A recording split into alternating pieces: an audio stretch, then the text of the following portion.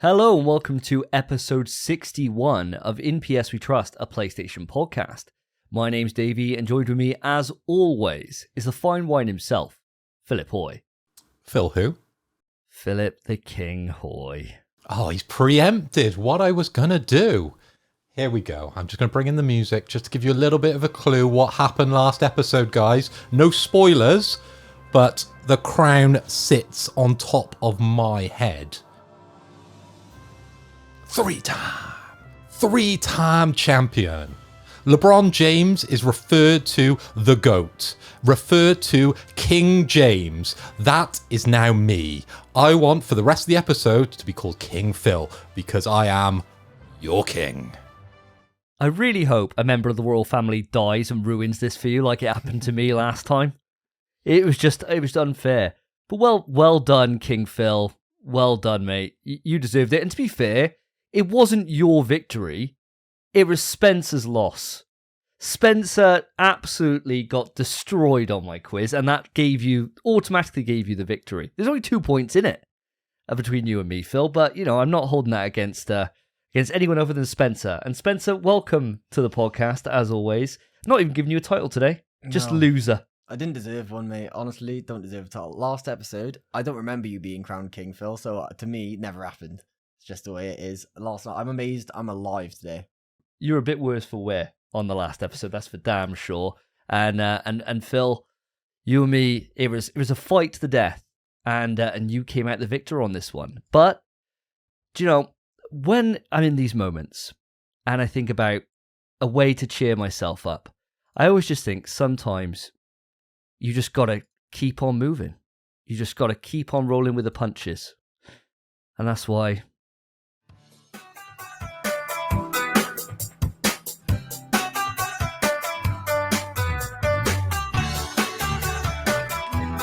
This will get you through a tough time, ladies and gentlemen.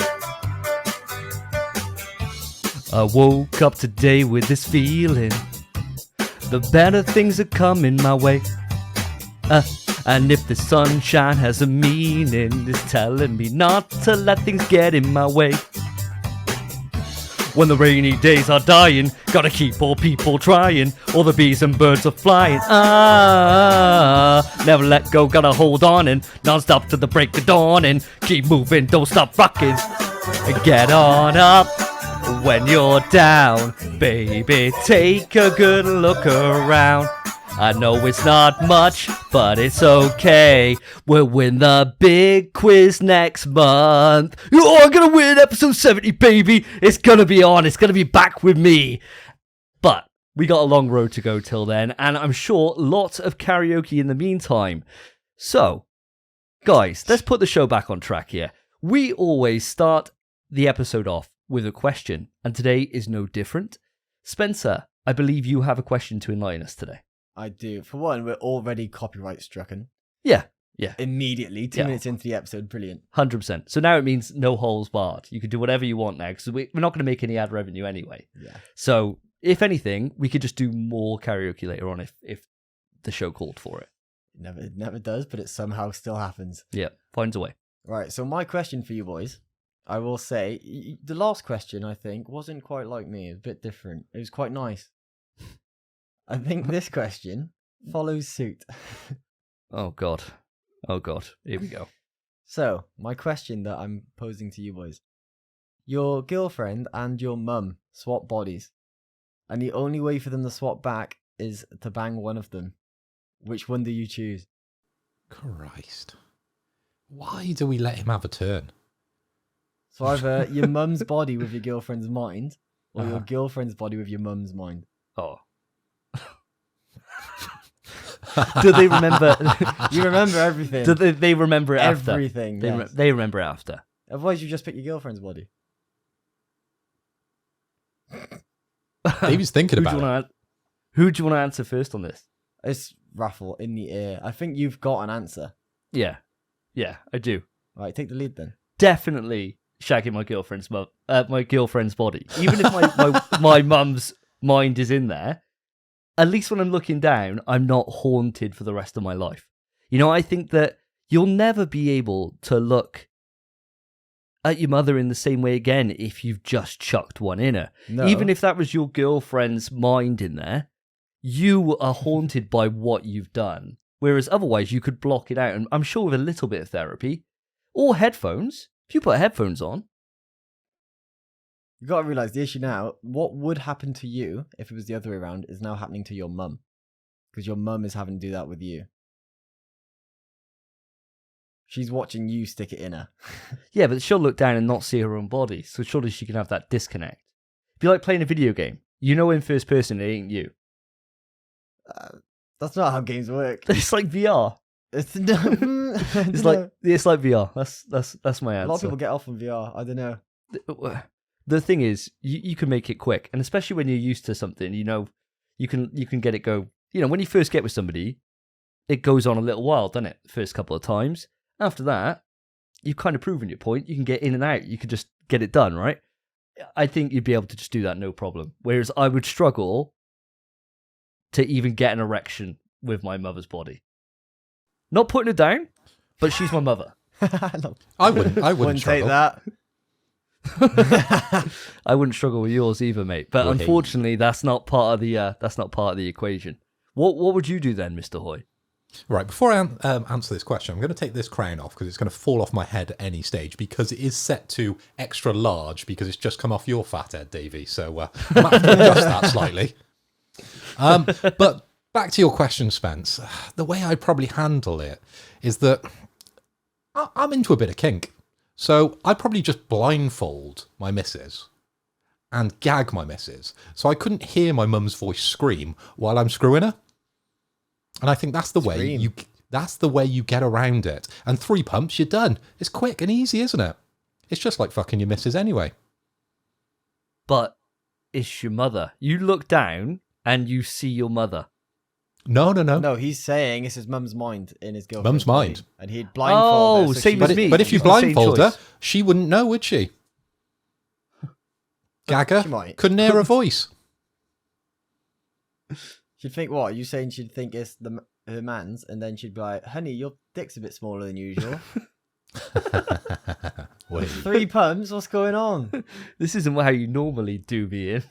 Do me in. Put me through the wall. To Jesus. be fair, it's a decent answer, mate. It's a thought through answer. You thought. How are about you it. going to solve it, though, Spence?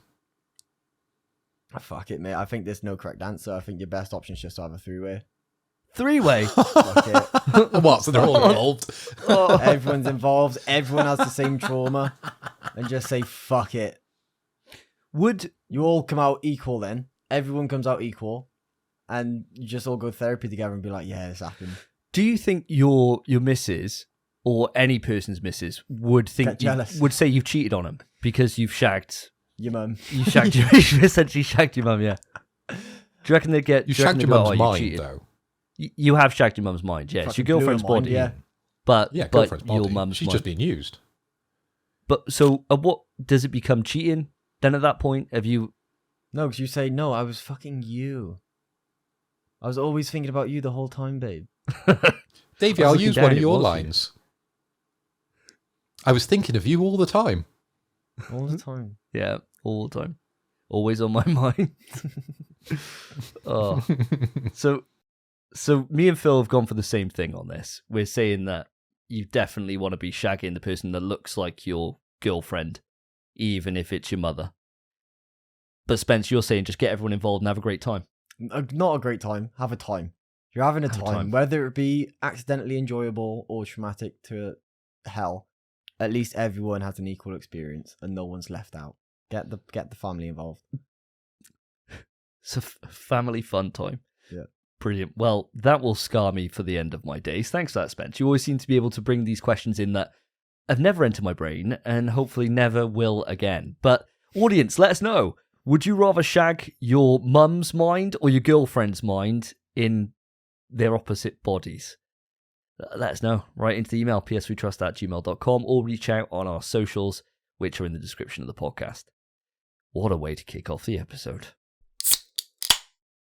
Now, guys, moving it away from troubled waters and into something a little bit more pleasant, I want to know, what you're bringing to the table today. We had a very heavy session on the last episode, extremely heavy. I think, well, speaking for myself here, I was feeling it for days. In fact, I didn't touch alcohol for an entire week. I was feeling really, really red raw for quite a while. And it's not because you and me shared a bed, Spence.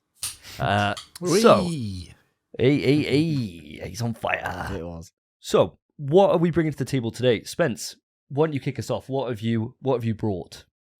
Well, I'm at your house, mate. If somehow, viewers, you haven't noticed, but I'm at Davey's house, and I didn't bring anything. I have been drinking. In fact, I got on the bevs, even though I was absolutely fucked last episode. I think I was on the bevs that Monday. Wild. Back on them, and I've been drinking. Well, I had 2 pints today as well. I'm a drinker, boys. You booked the holiday to Benidorm as well. You got a problem, mate. You got a problem. That poor liver. Oh, Yeah. to be that age again. Oh, to be that age where my liver wouldn't just come out my arsehole. If I was doing that much, it would be literally pate, mate. It would be horrendously bad. That is what happens. Yeah. But you're looking out for me today. I came over and I was like, "Oh, what are we drinking today, mate? Ooh, what have you got?" He's like, "Squash." That's what you're in my house now, and you know what I drink in my house. Fucking squash. Enjoy this. What concentrate, mate? That is a triple. Triple. Ooh. It's a triple. It's a good year, that one. That's good, yeah. It's a good Just year. as strong as Yeah. Prime then, boys, on a triple. We never tried Prime. Oh, what a shame. Oh, damn missed shame. out on But that. tell you what, for a triple, fantastic, mate. Fantastic cut. I'll take the credit for Aldi's own squash on this one, but I'm a big fan. Big fan. A constant podcast reoccurring guest. That and Robinson seems to come up all the time, and it's a pleasure to have it on the show. Mr. Hoy, are you still working through that tirade of horrendous trash alcohol that you've got knocking about in your house? Well, Davey, let me tell you.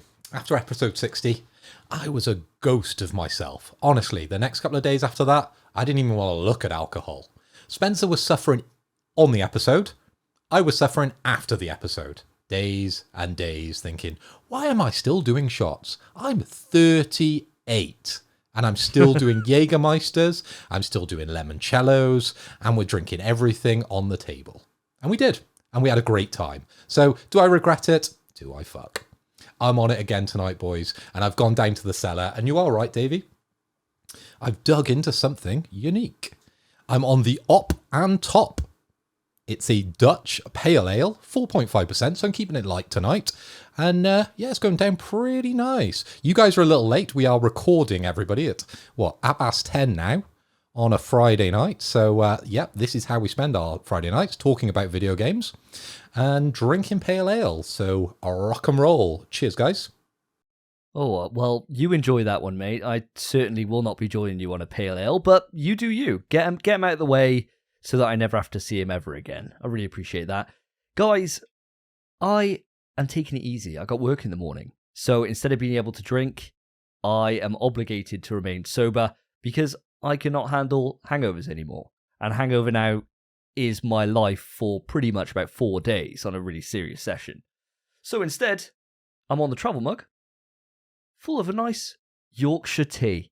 And you can't go wrong with a Yorkshire tea, can you? A proper builder's tea. The kind of tea that puts hair on your chest. And baby, you saw him last week. I got him. Can you do a Yorkshire accent while you say that? I know we haven't done accents for a little while, but do you know what a Yorkshire accent sounds like with the Yorkshire tea?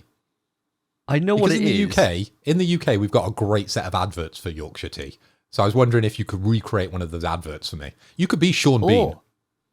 I don't know if I know the Yorkshire tea advert. I don't know. I could try and give you a Yorkshire, but the problem is I always get Yorkshire and like Newcastle mixed all the time. And so I know, and It's they're not like Newcastle. no.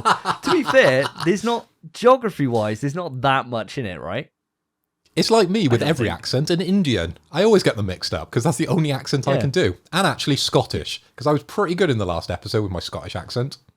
You weren't bad. I tell you what, if this video gets 20 likes on it on YouTube, next episode I'll open the show with my Yorkshire accent and I'll watch the Yorkshire teabag advert and I'll nail it for you with the backing track. You should 20 recreate the likes. Yorkshire teabag advert. You know, like I did the I'll do Triple it. H one?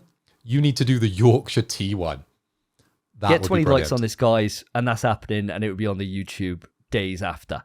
So that's up to you, audience. If you want to be indulged by that, if you want to experience that once in a lifetime experience that'll probably insult everyone from Yorkshire, then make sure to put your likes on, and I will get to it when I do.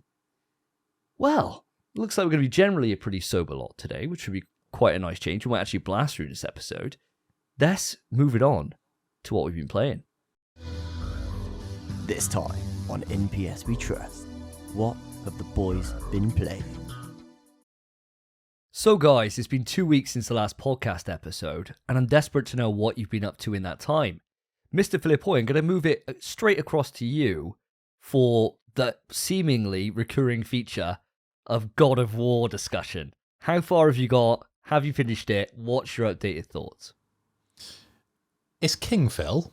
And Davey, there's a reason why I'm drawing this out a little bit. It's because every time we mention it, we can put it in the tagline for the podcast and it gets those couple more viewers. Some of our videos that we've mentioned God of War are our most popular on analytics. So I'm going to draw this out for as long as I can. We'll be on the PlayStation 6 and they'll be like, right guys, just getting to, I think, the halfway mark now. I've done an extra 5 minutes this week. It was still giving it a 5 out of 10. Still giving it a 5 out of 10. I'll wait till the end. I like the way you lowered your voice there for me, Davey. I appreciate that. Nice, thanks. But I've got a bit of news for you, Davey. Go on. And I think you're going to be very pleased. And Spencer. I have finished God of War. I have rolled the credits on God of War. I know there's a couple of extra bosses, and I'm not trophy hunting at the moment, but I am continuing to play the game. So maybe that gives you an indication on what I think about this game. Ooh. Well, you know that me and Spence put it as the best game on PlayStation 5. We both put it as our favorite games of the year. We both actually, thinking about it, you put it as your favorite game of all time. Potentially. I want to replay Last of Us again. Just to make sure. But Ragnarok is bloody close. And I put it definitely somewhere in my top 3, I think, of all time. So we're both pretty damn hot on this game. Mr. Hoy, or King Hoy, how are you feeling about this? King Hoy, King Phil. I'm easy with either or, okay? Or both, that's totally fine. But back to God of War, because that is the real king in this conversation. And I've been a little bit coy with you guys, saying, oh, it's an 8 out of 10. Yeah, it's just the same old thing, just running around, isn't it? A bit repetitive. But yeah, I got you guys. I think it's a 10 out of 10. It's an absolutely incredible game. And there's not a lot I can say that hasn't been said on this show before, from the spectacular graphics, to the storyline, to the quests, to the how much it's actually hooked me in after finishing the game. At the moment, I'm going around completing literally everything on the map. There's no trophies for collecting some of the things that I'm collecting, right? I'm just going around, just getting artifacts. I'm getting the birds. I'm killing all the different monsters in all the different areas, the berserkers, which are particularly difficult, which I actually found out later on after I completed the game. They're the end game. I did one of those super early, and I conquered that, which I'm pretty proud about. Yeah, I don't know about yourself, Spence, but I know for me, I would try them at that point in the game, wherever I was. And if after like 5 or 6 attempts, I realized I'm not doing any damage and getting wrecked, then I'd come back to it. But a lot of them, I tried to do there and then. Tried, being the optimal word. Do you know the thing that kept me going? Go on. It was you two guys. It was your disapproving look when I said, guys, I skipped the berserkers. No, I stuck with it. There was one I probably went through about 30 odd times, right?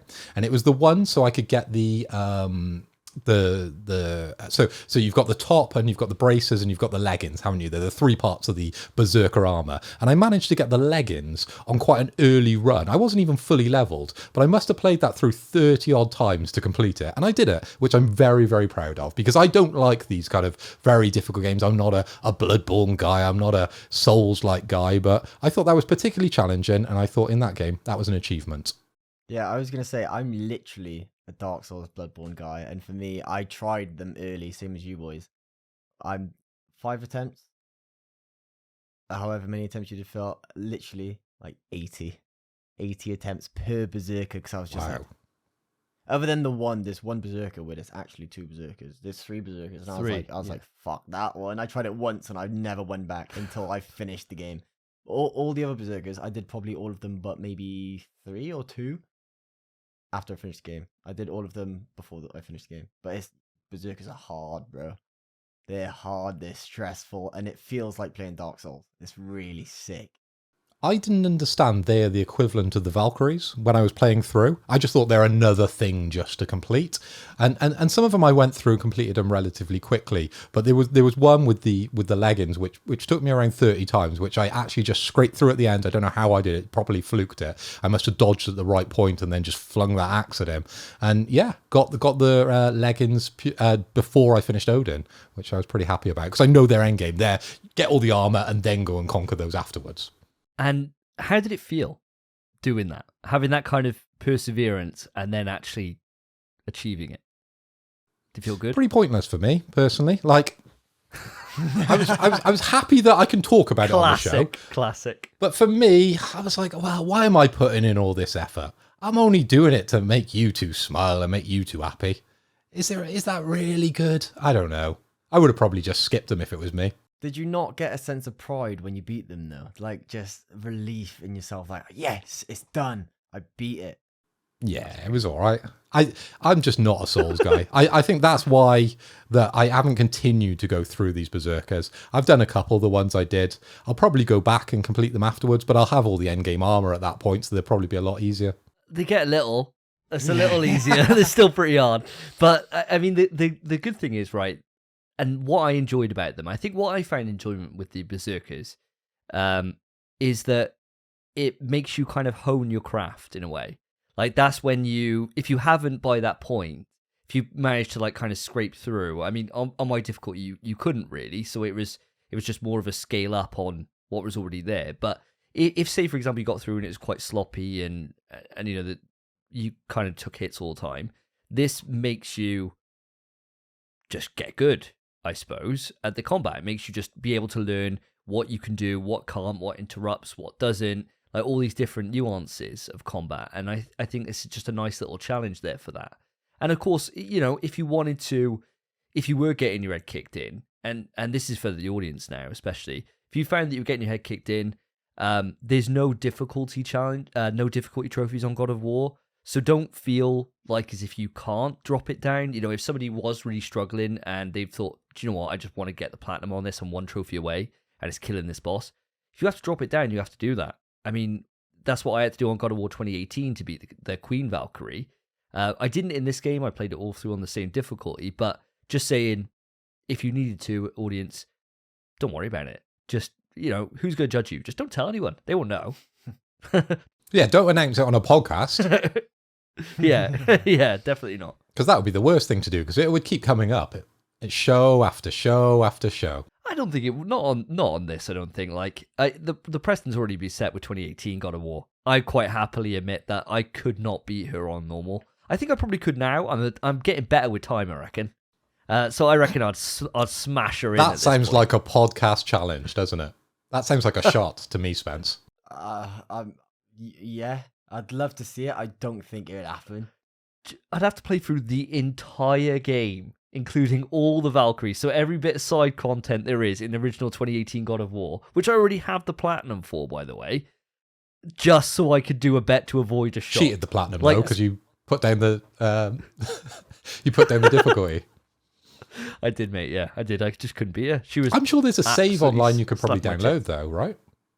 Oh, I don't know about that. Okay, let's put it out to the listeners, the viewers. If anyone sends us in a save that Dave can go through and stream or record the video of him taking down the Valkyrie on a harder difficulty, I'd love to see it. For 2018 God of War now. Yeah. 2018. 2018. Okay. I look forward if to anyone seeing can find that. We'll go from there. Well, that is amazing news, Phil. I'm really glad that you enjoyed it so much. To be a 10 out of 10, that's a big deal for you. I know that 10s you normally leave for like titles like Death Stranding, you know, like the ones that really leave an impact on you, the ones you really enjoy. Great to see we're all kind of on the same wavelength for this. Well, I'm on my way to the platinum. As I said, I was going around collecting all the different items that you can do all around the universe of God of War. So I think by next episode, I'm probably going to have the platinum of God of War. Probably. Nice. I don't want to put a shot on it, but I probably will be. Because we want to mention it show after show after show, of course. Come on.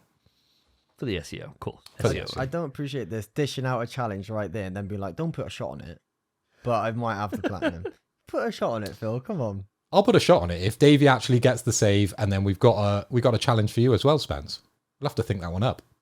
Maybe by the end of the episode, we'll all have a challenge for next episode. Well, we are starting on a clean slate on this. We got no shots owing, so it's about time we get something on by the end of the episode, surely. True.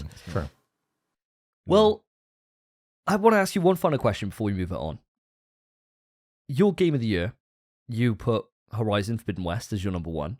Would God of War replace that? No, not for me. I enjoyed Horizon a lot more than God of War. I'd rate them both probably 10 out of 10 games. They're both incredible. They're both must plays if you have a PS5.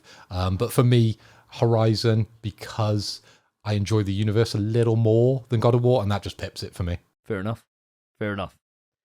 So, in terms of other games we've been playing, Mr. Hoy, I saw on Twitter, King Hoy. It's going to take a while to get used to this King title. I'm glad it's a one episode only deal, and then we forget about it until episode I've been 70. King 3 times. Come on. It should be easy for you. It's whoever gets 5-time champ is going to be the one that's going to be the most annoying. So Booker T impressions all over the goddamn place. 5-time!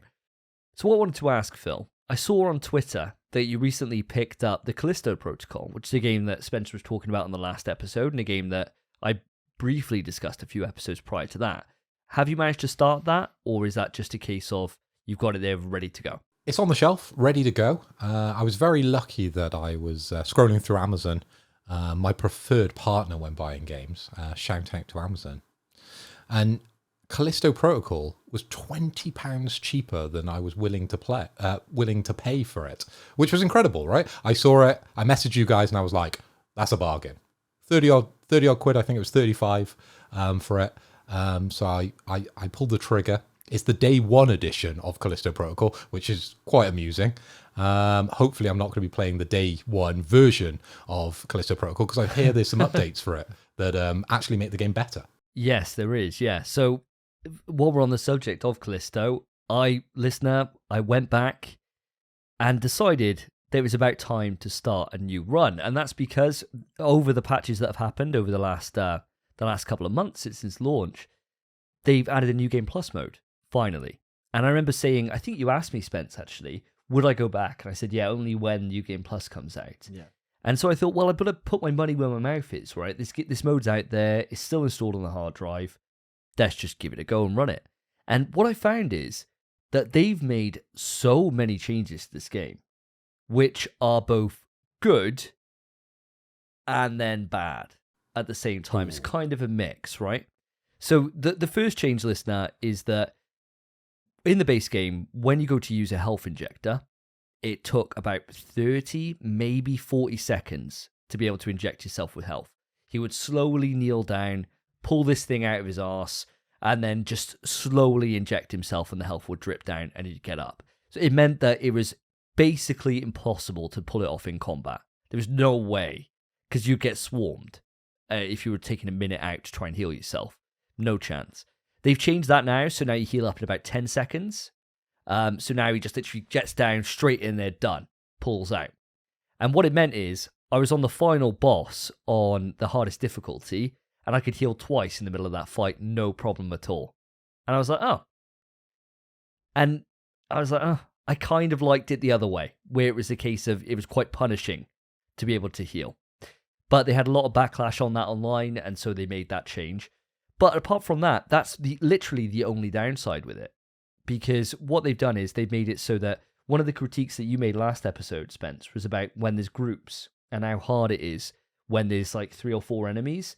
That's changed now, because now the enemies are like, stand there and give you space. So now they're like, you'll be smacking the shit into someone, and then someone's on the sidelines, just ready to go, but they don't move. And when they do, when they hit you, it barely does any damage.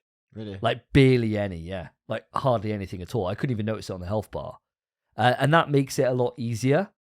Personally, again, I quite enjoyed the challenge of that and how you approach that scenario rather than just beating the fuck out of them with R2. I know we're talking about aliens or kind of like mutations on a spaceship here, or on like a moon, but does that make it less real if they just wait for their turn for combat? Well, it does. The thing is that because the camera, when you start a melee encounter, it like kind of zooms in, so you're like focused on that one enemy. So you were kind of getting ganked before, because you wouldn't see them coming. They'd just be hitting you, and you'd be like, oh shit. So yeah, I suppose it kind of does take away from that. The thing about it is that it's just people whined and they complained about the fact that it was hard, because you had to approach it in a different way. You had to use your grip. You had to separate them, barrel them into each other to be able to create that space. And now you don't need to do that. But was that really the main problem with the game, that it was hard? No. So why would they change that? That makes no sense to me, right? Change the biggest problems. Don't just make it easier so more people can play it. Yeah. Well, I suppose this is the issue with Callisto Protocol overall, is that even with these changes, because the only other one they added in is it's really quick to swap weapons, and that's actually great. That change is phenomenal, because it was just annoying before. You want to pull out a shotgun, you're like, let me just put this right nice in my holder. Let me put that down there. I'll just rub it off a little. It's got a bit of lint on. Put it back in. And you're like, fuck, just fucking pull Was that the your gun Yorkshire out. accent? It was. Did you like it? It was pretty good, to be fair. It was there. Thank you. You get a rough little bit of that. 20 likes, though, remember, listen. 20 likes, you get the full thing, undisclosed, uncensored. The full lick. Yeah. The issue is right, that it's listening to the vocal minority, and there was a lot of people who were just like, "Oh, this game's shit because it's too hard. The dodging system's too hard." So they made that easier as well. They increased the dodging windows, and the one thing it does do is it improves the pacing, so you can move through the game really quickly. But that's just because you're not dying all the time. Now, I don't know if this is because it was on New Game Plus, and I don't know if it's also because I'm used to the combat system. It's kind of ingrained in me after getting my ass kicked for 10 hours on my first playthrough. But I sailed through this. I did it in no time at all for my second run. And generally, it was fairly easy. You just cracked, mate. That's the problem here. You're just a well-oiled machine when it comes to survival horror and Callisto Protocol. You've played the game before. It's always easier. Yeah, that's very true. You know what's coming. You know what's there. I suppose there's all these things in.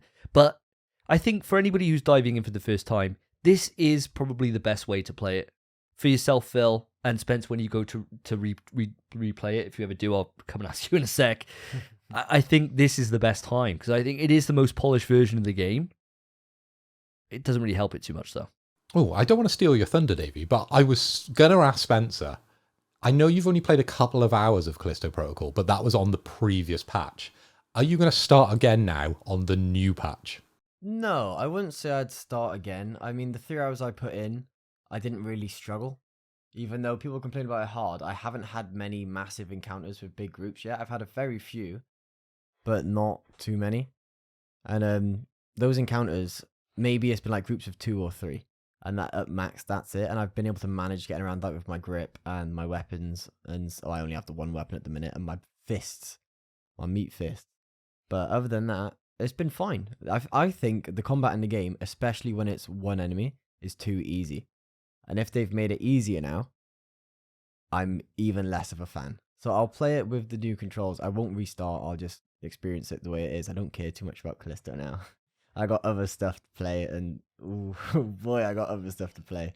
I'll just finish the game as fast as I can at this point.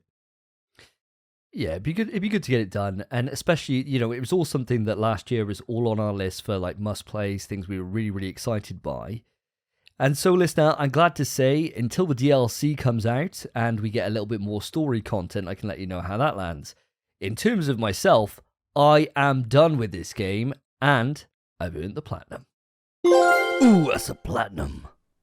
But keeping it to the space setting, there's a little game that came out today on the day of recording, and that's Dead Space Remake. a game that definitely was on your and my radar, Spencer, and Philip Hoy, King Phil. I'm pretty sure that it was of some interest to you at the very least.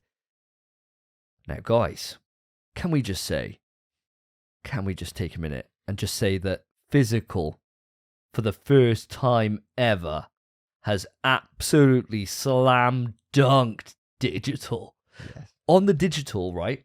They don't get access to this in the UK till 11 p.m. today. So they just got access. Just got access now. 1 minute ago. Yeah. They only just started It's playing. a worldwide launch at the same time, so everyone goes Holy. live at the same time. But because we went physical, it actually got delivered through my door yesterday. It's mad, isn't it? It's such a gamble buying games these days. Do you go physical? Do you go digital? How do you do it? Do you do a collector's edition? Which is going to come first? The only way to get them is to buy everything, isn't it? Do you think the publishers are thinking that? Do you think they're thinking, people are going to double up on this game, aren't they? They're going to buy physical and digital to see which one comes first, just so they can play it first. I mean, you'd have to be really made of bucks, wouldn't you? To be like, yep, I'm going to buy all three versions. Let's see how it goes, baby. I suppose for something you really wanted, if you book the time off, you've got options. And I suppose you can always take them back, right, for the physical and collectors. Well, that's the thing, isn't it? You could go physical, and if physical doesn't turn up on the day, you buy digital, and then you could take the physical back. Perfect. Well, you could literally do what happened to me with the game I most anticipated, Elden Ring, that I wouldn't shut up about. It never arrived. It arrived a day after launch, and I was fuming. So on launch day in the morning, I just went to my local game, bought Elden Ring, played the fuck out of it. Then my pre-ordered one showed up the next day, took that copy of the game, and returned it. Fine, but fucking, I'm waiting in your house, waiting for your parcel. Like, when's my Elden Ring coming through the door? Never does. That's the worst. Never does. The worst feeling. So someone in my YouTube comments was telling me that they've pre-ordered it, right? Dead Space. And it's coming on Tuesday. So I know I didn't get Callisto Protocol, going back to the previous game we were talking about, day and date. It got delivered to the wrong house, right? Imagine I was waiting by the letterbox. The place I live, I live in number 2, and there's 3 2s on my street. There's 2, there's 2A, and there's 2B. Actually, there's 4, because there's a 2 down the bottom of the road, which gets confusing, I'm sure, for the postman, because who knows which 2 to post it through. So he must have just gone pot luck and just posted this one through one letterbox, and then I got his mail as well, so I knew which house to go to. So I turned up at the lad's house, and I was like, this is coming through mine. Here's your parcel. And I said, and he goes to shut the door. And I said, excuse me, by any chance, did you have a parcel for me? And he went, Phil? And I went, no. And he said, King Phil? And I went, yes, you've been listening to the podcast. King Phil. Fuck's sake. And he went, yeah, upstairs, I've got a parcel for you. He was going to shut the door. So he waddles upstairs, collects my parcel, and goes, oh, sorry, I opened it. Oh, yeah. what a dickhead. Did he open the game and wrap it as well? No. So he hasn't been playing the Imagine. game. It was still in its plastic sleeve. But what a weird guy, man. What, like, to open my mail and then to actually not just clock that I've come round to give him his mail. Maybe he should give me my mail. He just thought, I've just opened it, just left it. Yeah. People are fucking scum, man. I know that this is like turned to event whenever we talk about the general public, be on Twitter or in person, but they're fucking scum. Like, what a dickhead move. I bet if that was a great game you had there, Phil, that would have been opened and installing on his PS5, and that would have been an awkward conversation, right? But because it was Callisto, you probably thought, oh, fuck's sake. Let me tell you, Davey. Let me tell you. It's not the first time it's happened. I've ordered takeaway, and it's turned up at his house, and he's fucking at it. So, just does my nutting. Yeah, I went round, and I was like, oh, did it come round to your house? And he brought down half my order. And he went, oh, they only delivered half. That's such cap. That's such cap. Innit? Oh my god. Would I'd you be ever do livid. this? I know it's turned into a rant, and it has. But would you ever just open someone else's mail? No. Would you ever just take someone else's mail? No. Would you ever eat someone else's food? Especially when you know it's just next door. Yeah. What a cunt. I think I would say the takeaway thing, cunt. Going to shut the door on you, cunt. I think a parcel might have just come through his door and he just thought, oh, sick parcel, might have just gone to open it. I think it being open isn't cunt behaviour. Because he might have just not even looked. He might have just thought, oh, I got a parcel. Oh. Because how often do you have parcels? It's all the time. I mean, I always check it though, because it might be Lottie's. I always check it because it might be any of my families. But this fella's a takeaway stealer. Do you think he's living with anyone? Oh, what a scumbag. He's a creature. Absolute mental, man. And what if it was something else that he could have just taken? What if I was Your getting a wad of PS5. money through the mail? Well, yeah, Because it that could happens be- all the time. I could have just had a wad of money and he might have just helped himself to it. Yeah, it could have been your birthday money or something that, Exactly that someone that, yeah, it sent could have. you. Yeah. Or, like you said, Spence. Your there- PS5. There was all those horror stories when people were getting their PS5s delivered off Amazon, when they were super rare right at the start. And people were just nicking them, Yeah. like taking them off people's doorsteps, that kind of behaviour. Look, thievery, to me, is literally the worst thing. If Cass, when he's older, if he came home and he was, I don't know, he was on heroin, right? That'd be really bad, obviously. But if he came home and he'd nicked something, way worse to me. I Nicked think it's just someone's Pokemon scum. cards. I won those things. You're Oh, in a yeah. battle. That was a battle and Machamp came up trumps on that. But I think just thievery, the worst thing ever. I agree with you. However, I think if I couldn't get hold of a PS5 and one just showed up at my door, I'd be like, oh, sick. Oh, no, I'd be like, Spence. sound. No. The thing about video games being delivered to other houses, it's happened to me in multiple locations. So when I used to live back in Caldecott, I used to have games that would turn up round the corner at a completely different number. It's the posties that are the problem more than the guy keeping it. Because if it comes through your door, you might just be an opportunist. You might go, oh, it's a new PS5. Oh, it's that game I've already wanted to play. Maybe they won't know it's been delivered. But the problem with Amazon is they email you when it's been delivered. So you're like, if it's not been delivered through my house, it's been delivered to someone else's. And then you start going crazy. You start thinking to yourself, I'm going to go around and bash this kid. Bash You know? him. Put him through the wall. Not in that way.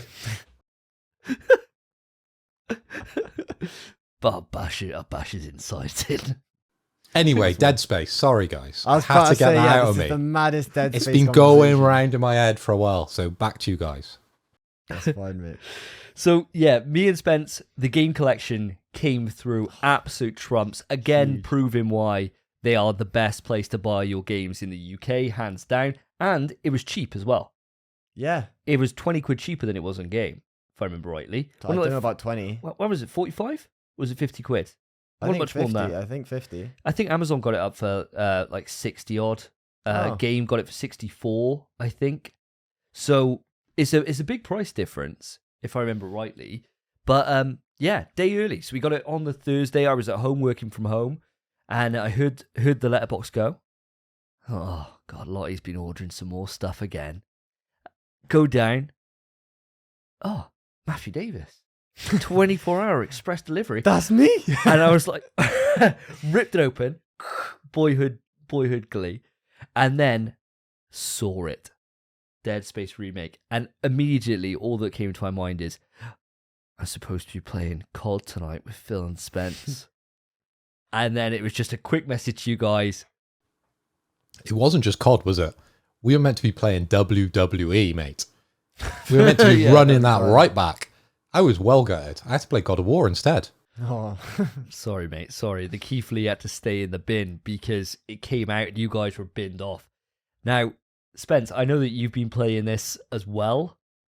You and me are both old school Dead Space fans. We've loved them ever since the first entry. Oh, yeah. Now, it's been 14 years, in fact, since that game originally came out. It's my age. It's been a hell of a long time. Mm. How do you find the remake? Bro, it's fucking sick, man. It's so sick.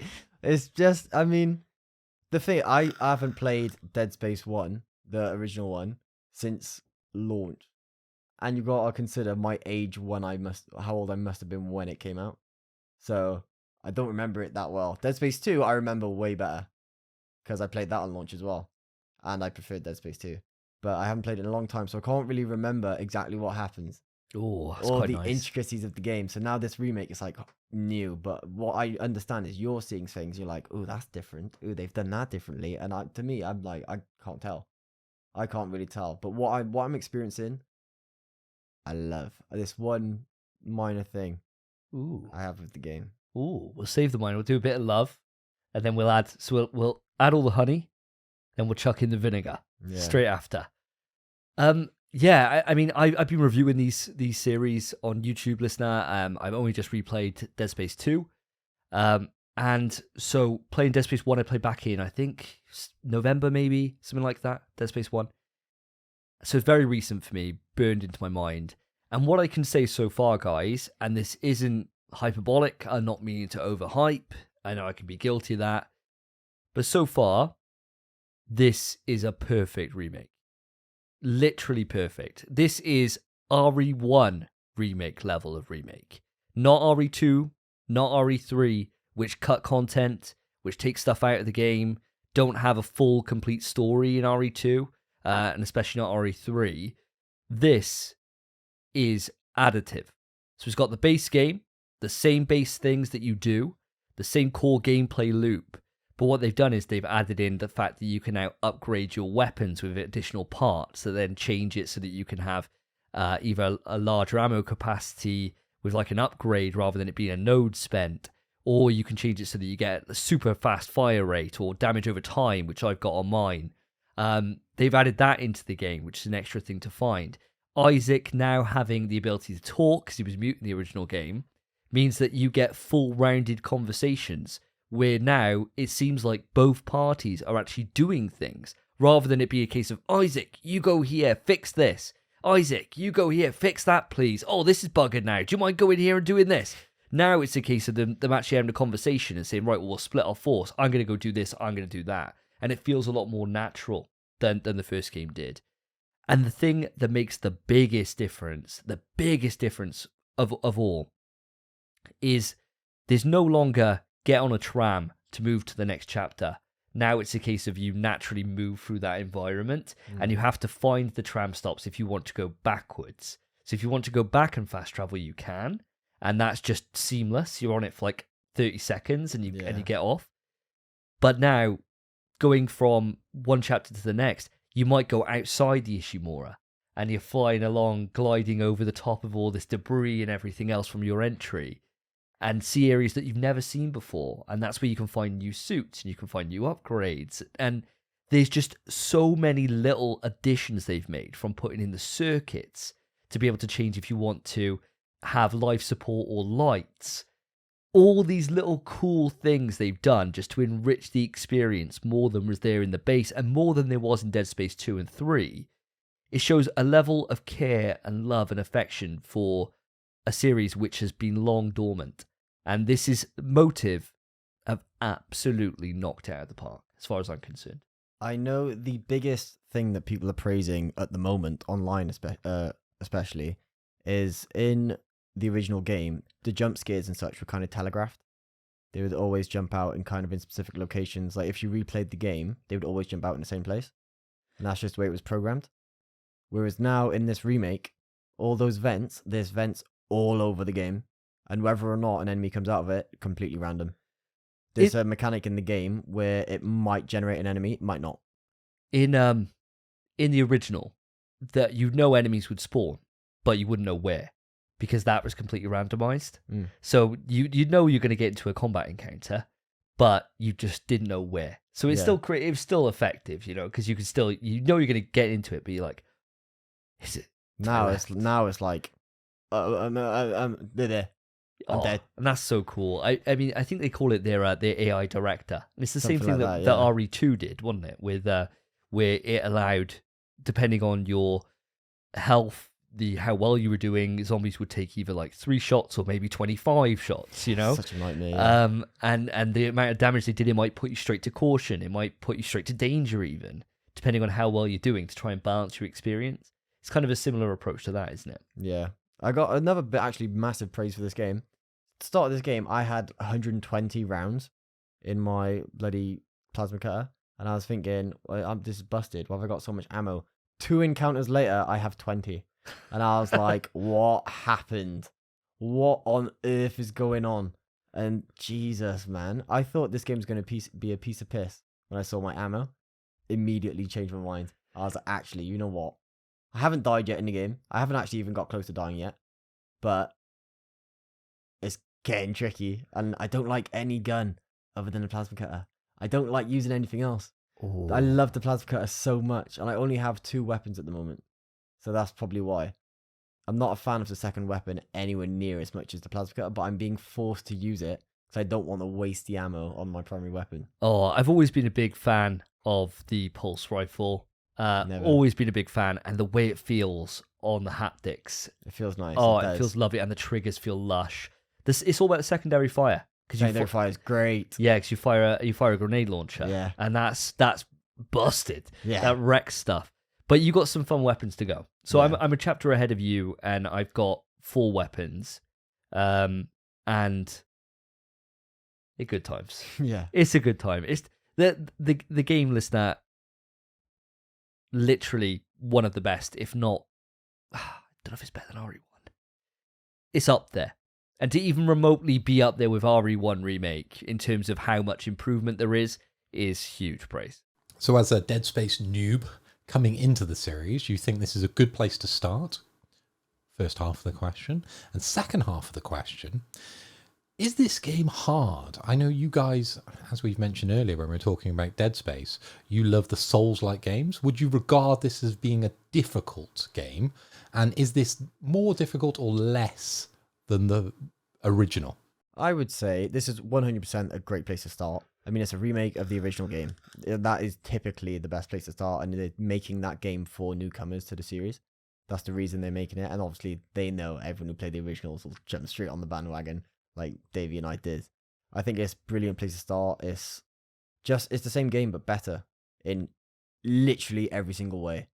Bar one, I will say. Bar Oh one. yeah, I can't wait to hear this Bar this one. vinegar in a bit. But in terms of the difficulty, it's hard for me to gauge because I know how to play it. And I imagine Davey's probably in the same mind. I wouldn't think it's actually that difficult a game unless you frighten easily. Because if you frighten easily, you can let the enemies overwhelm you. Whereas if you don't and you actually think the encounter's through, there's a lot of environmental objects you can use to your advantage. You can use the enemies to your advantage. And you can use your weapons efficiently. If you stay focused and you don't frighten easily, not a difficult game. If you frighten, you shit yourself, try running away, get into a dead end, or try get through a door to escape, and then they're on your arse, you're fucked. So it really depends on how you approach the game and how you fare with the fear that the game incites, I suppose. All right then, lads, just to round it out, I don't know if there's anything else to add on the topic, but would you have paid the high heights of sort of £70 for a remake on this one? I'm seeing it as sort of £65, sort of discounted. I'm Googling around a little bit, but would this game be worth that sort of level of money because it's a remake? I'm beating myself up for not buying the collector's edition because this game's phenomenal. This game's sick. I knew it would be great. I love this series, and that collector's edition helmet was sick. So I would have spent, how much was the collector's edition? £450. I would have spent that amount of money on this game, and it deserves it. Damn. That is some big money. 450 quid you would have spent on this game. Well, I think the issue is when we looked into it before, it's done by limited run, and what that means is that it's only $230, but their shipping is fucking extortionate, and that's $195. So add that in, and then the tax or whatever, you get fucked for it. And you've got import duties. Yeah. The one thing to note, because it's done by limited run, just put your order in. There's no end date on the collectors. Oh, true. So they make as many as they get. So as long as you get it in before their window ends, you could still get this. I have the game now, though. That's the issue. And we discussed earlier, boys. So much money coming out this month. It can't happen now at this point. Yeah, it's that or VR, isn't it? That's the choice. It's that or it's the PSVR same 2. price as PSVR 2. It can't happen. No, that's why I didn't go for it. I would love a future episode where I'm sat here with the crown on. Davey, you've got your PSVR 2 on, and Spencer, you've got Isaac's helmet on. That would be an incredible way to do a podcast. What a sick helmet. It would. It is immense. It's a great collector's edition as well. You get like a little MIDI marker that you can put up. It's a great collector's edition, but it's just the cost, £400 is excessive. You're talking it's more expensive than the Resident Evil collector's editions, and we all say every time that they're extortionate. Yeah. So, I think as soon as you get in over 250 quid, you're asking quite a lot for a collector's edition, and sometimes they're worth it. I mean, my God of War one, which I got a really cool shrine down there, and I got a hammer and loads of knickknacks, and that was 160 quid. And I think that's a great price, for all that stuff. Whereas 450 quid, it is Isaac's helmet, and I would fucking love it. It's too much, though. Yeah. Quick question. Is the helmet adjustable? Because I know you've got quite a big head, Davey. It was adjustable. I watched a few videos on it when I was kind of beating myself up. I did watch a few videos about the helmet. So it would fit you. It would fit. It'd fit all of us, boys, but Oof. it'd only be staying on my head. Yeah, forever. You go to bed in it, wouldn't you? I would. 100%. I'd live in it, bro. I'd wear it to work. Yeah. Everything. Drive around in it. But it's a different helmet, really. I'm sure it's got one less light on the front, like what on the visor. Oh, maybe it's not a full leveled up armor. Maybe, but then also, I don't know if to say it, but in the game you can go in the store and get some in. Yeah, you can just get armor and stuff. I mean, but it's the legacy suit. Oh yeah. But it's not even the same suit. It's bullshit, is what it is. Well, I think the thing about it is, in answer to your question, Phil, when you said, "Is this worth the 70?" I think Spencer said it there. Really, to be honest, in terms of the cost of this, let me just put it out there. Listeners, and this is the same for yourself, King Phil, as well. Dead Space is literally one of the best games I've ever played. I love the entire series. Dead Space 1 and 2 in particular are excellent. I mean, they're both sitting on 89s, 90s on Metacritic. They're classed as must-plays, and for a survival horror game, that's extremely rare to be that high up. In fact, when it came out, Dead Space 1 and 2 are still the best survival horror games from the PlayStation 3, Xbox 360 generation by Metacritic by a landslide. And that was a rough gen. Not gonna lie, it was bad. We had RE5, we had RE6 that gen. It wasn't great. But they're immense. And this is the best version of Dead Space 1 you can play. It's better than the original. And there's not too many games where you can really say that. There's a few games where they're kind of on the level, like Shadow of the Colossus, Shadow of the Colossus being one, Demon Souls being another, and RE1 Remake is superior to the original. But that's about it. I think for, RE2 and 3, if you think about those other high-profile remakes, there's arguments to be made about why they're not actually better than the original. Whereas I don't think anybody, even the purest Dead Space fan, would be able to say there's a reason to go back now. And I think that's what a remake needs to do, is it needs to match up to what's there and add to it. And that's exactly what they've done here. It's a glowing recommendation from me. I'm only a quarter of the way through the game. But as long as they don't drop the ball with the rest of it, and I have no reason to doubt them at this point, for me, if you're into survival horror, if you want to be scared, go for it, because the atmosphere here is exceptional, and it is a far cry from Callisto. You've got similar time for both. The one is genre defining, the other is Callisto. so take that what you will, all right? Take that what you will.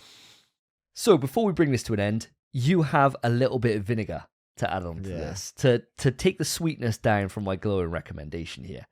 What's your issue with the game? I have two issues. Two is very growing. minor, very minor. Okay. One's a bit major, not really. Okay. The other one's very minor. I don't think the stomp's as good as it is in the OG. It's not as satisfying. Doesn't have quite as much gravitas to it. It's quicker. It is quicker, but it's less satisfying. The beauty of the stomp in the original was just the amount of force Isaac puts in it. It was peng. Whereas now it's kind of just more like, get it done. Get it done. Which is fine. What about Callisto versus the remake stomp? Because Callisto's got a stomp as well, hasn't it? Remakes is better. Remakes is bad. Remakes is better than You're Callisto's. rating Callisto very low then. Callisto's stomp is bad. It's the same. It's not the same. It's not. It's less visceral. That's the beauty. The beauty of original Dead Space is the stomp is visceral. You stamp things and they explode. And And he's, the remake has that, but there's less force in the stomp itself. it's quicker. The one thing they've done with the gameplay is in Dead Space Remake is they sped it up quite a lot. Yeah, they have. Yeah. Isaac doesn't feel anywhere near as heavy as he does in the original. He feels much more like he does in Dead Space 2. And the stomp's way more similar to that. Yeah. But you don't have, that's one thing is missing, you don't have that awesome scream he does in Dead Space 1. Like every time he starts, he goes, ah! Yeah, exactly. Like stamps yeah. down, that's gone. But I can imagine that would be well annoying No, I because wouldn't. you're having to stomp stuff to get ammo in this Yeah. compared to the original one where it just pops out. And yeah, I can imagine it would kind of stress me out after a while if he's screaming all the time. I think I'd love it. But the other complaint I have, I think graphically, Callisto's more impressive. I'd agree with that. I think Yeah, graphically, I think it Callisto's is. more impressive, and I think there are some situations, some certain scenes in Remake so far that have actually let me down in terms of graphics. Like what? Um, You could say the game's 12 years old. the Kellyan exploding. That's right at the start. Right at the start, it looked bad. Not when you crash it, when they Oh, explode yeah. the core. Yeah. Yeah, it looked bad. Where the flames or the effects didn't look good. And although I will preface this, I'm playing in 1080p, so I don't have a 4K monitor, but I also played Callisto in the same situation I'm in. And generally, the graphics don't change much for Dead Space. Because, I mean, the atmosphere is still there. It's still terrifying. Tension exists. You still get the same experience. But it just doesn't look as pretty as it could. And that's kind of the only other negative. I think Callisto is a prettier game. Can I just ask one last thing before we end this? Because I forgot to ask. With you playing on the TV upstairs at 1080, are you playing it in performance mode then for 60 frames per second? Yeah. Just no point me playing Fidelity. That could be a difference. That could be a difference maker. Before you go home today, I'll show you it in quality, and you can let me know if there's much difference. Because I don't. I mean, Callisto is beautiful to look at, right? Yeah. For all its flaws, I still stand by it. I think it's the best looking game on the platform. But Dead Space ain't too far behind, and the volumetric fog is amazing. The fog's great. But it's the fire and the fire in that one scenario is bad, but the fire when you blow up the barricade was better. Okay, so, well, it'd be interesting to hear your thoughts, really. I suppose when either you get onto your proper TV, or if you manage to have time, if you finished it early enough, that you can have a little look, and I can show you and see what you think. Yeah. But we'll see how we go. We spent long enough on this, although it is one of our most anticipated games of 2023. And I'm sure as it stands, it's going to be in our Game of the Year discussion. Because it's going to take a hell of a lot to take us out of a top 5 for me. That's for damn sure. But we're moving in to the quick news. Quick news. Hello and welcome. Viewers, listeners, you have made it to the quick news. Now, the last episode, we played a little game called Impossible Karaoke. And it went down particularly well, even though we were on it. This time, we're not so on it, so I want to run it back. I want to play the same rules. I feel like there's a lot we can flesh out here. So for the people that didn't watch the last episode, the way this goes is that we pick a karaoke song and we also pick something to augment it. So for example, on the last episode of MPS We Trust, I did a Linkin Park song in a reggae accent. Definitely go back and listen to that. So I'm going to throw it over to Davey first, because I know you're ready for this. Spencer, you already asked me if we can skip impressions, and that's never going to happen. So Davey, I'm going to nominate the song. Spencer, you can augment it with an accent or some kind of action or anything you want, really, just to spice it up a little bit. Are we happy? Yeah, let's do it. Let's roll the dice. Let's see what we get given here. Now, Davey, I want you to give me a line from the Black Parade. My Chemical Romance. It's a classic. Okay. You got that one? You ready? Yeah, I got it. Yorkshire. When I was a young boy, my father took me up to city to see a marching band.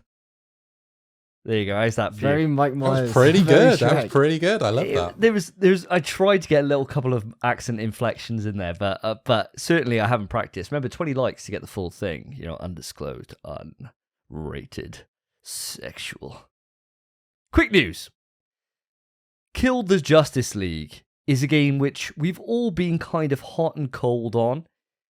It's very worrying we haven't seen gameplay, and there's even more worrying signs, guys, because a leak came out showing that it's a game as a service. Now, I know that we are a visual podcast as well as an audio podcast, so for you YouTube listeners and watchers, you will see an image on your screen right now showcasing this, but for our audience that are audio only, or for the blind listeners, as we tend to call them, we have an image that I'll describe to you, or try to describe.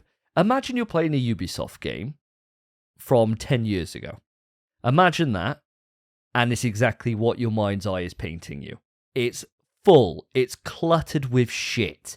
So you've got on here, you've got a leveling up system, 2 different leveling up bars. I imagine one's probably for weapons, maybe one's for the character themselves, or it's your overall player level, and then one for the character you're playing as. You've got a map. You've got which shows the chapter you're on. It shows the game mode, chapter select, difficulty, matchmaking. You've got loadouts, fucking all this bollocks. Social Battle Pass, mate. Battle Pass. Oh, Jesus. It is an absolute tragic sight to behold. And do you know what it reminds me of, guys? Avengers. Uh-oh. And yeah, oh yeah. Now, is this kind of thing setting off alarm bells to anybody else? Spence, you played the Batman games, same as I have, the Arkham games, the ones that Rocksteady cut their teeth on and really became a studio for. Is this what you were expecting to see? This, I mean, I didn't care about this game anyway. Didn't give 2 shits. And now it's making me feel good about myself, really. Because some people were like, oh, whatever. Yeah, great. Me yeah. then. Kill the Justice League's gonna be good. Yeah, no, fuck that. Who cares? Who cares? As if Suicide Squad did well as a film, and then they had to remake it. Weird, by the way. Yeah. Very quickly remade it and made it way different. Better, to be fair. Way better. It was better, yeah. Well, League's better, actually. Justice League's better. But, terrible plan. But this game, I mean, it looks like the Rainbow Six Siege menu. That's literally what it looks like. Along the top, it's the same font and same coloring as Siege.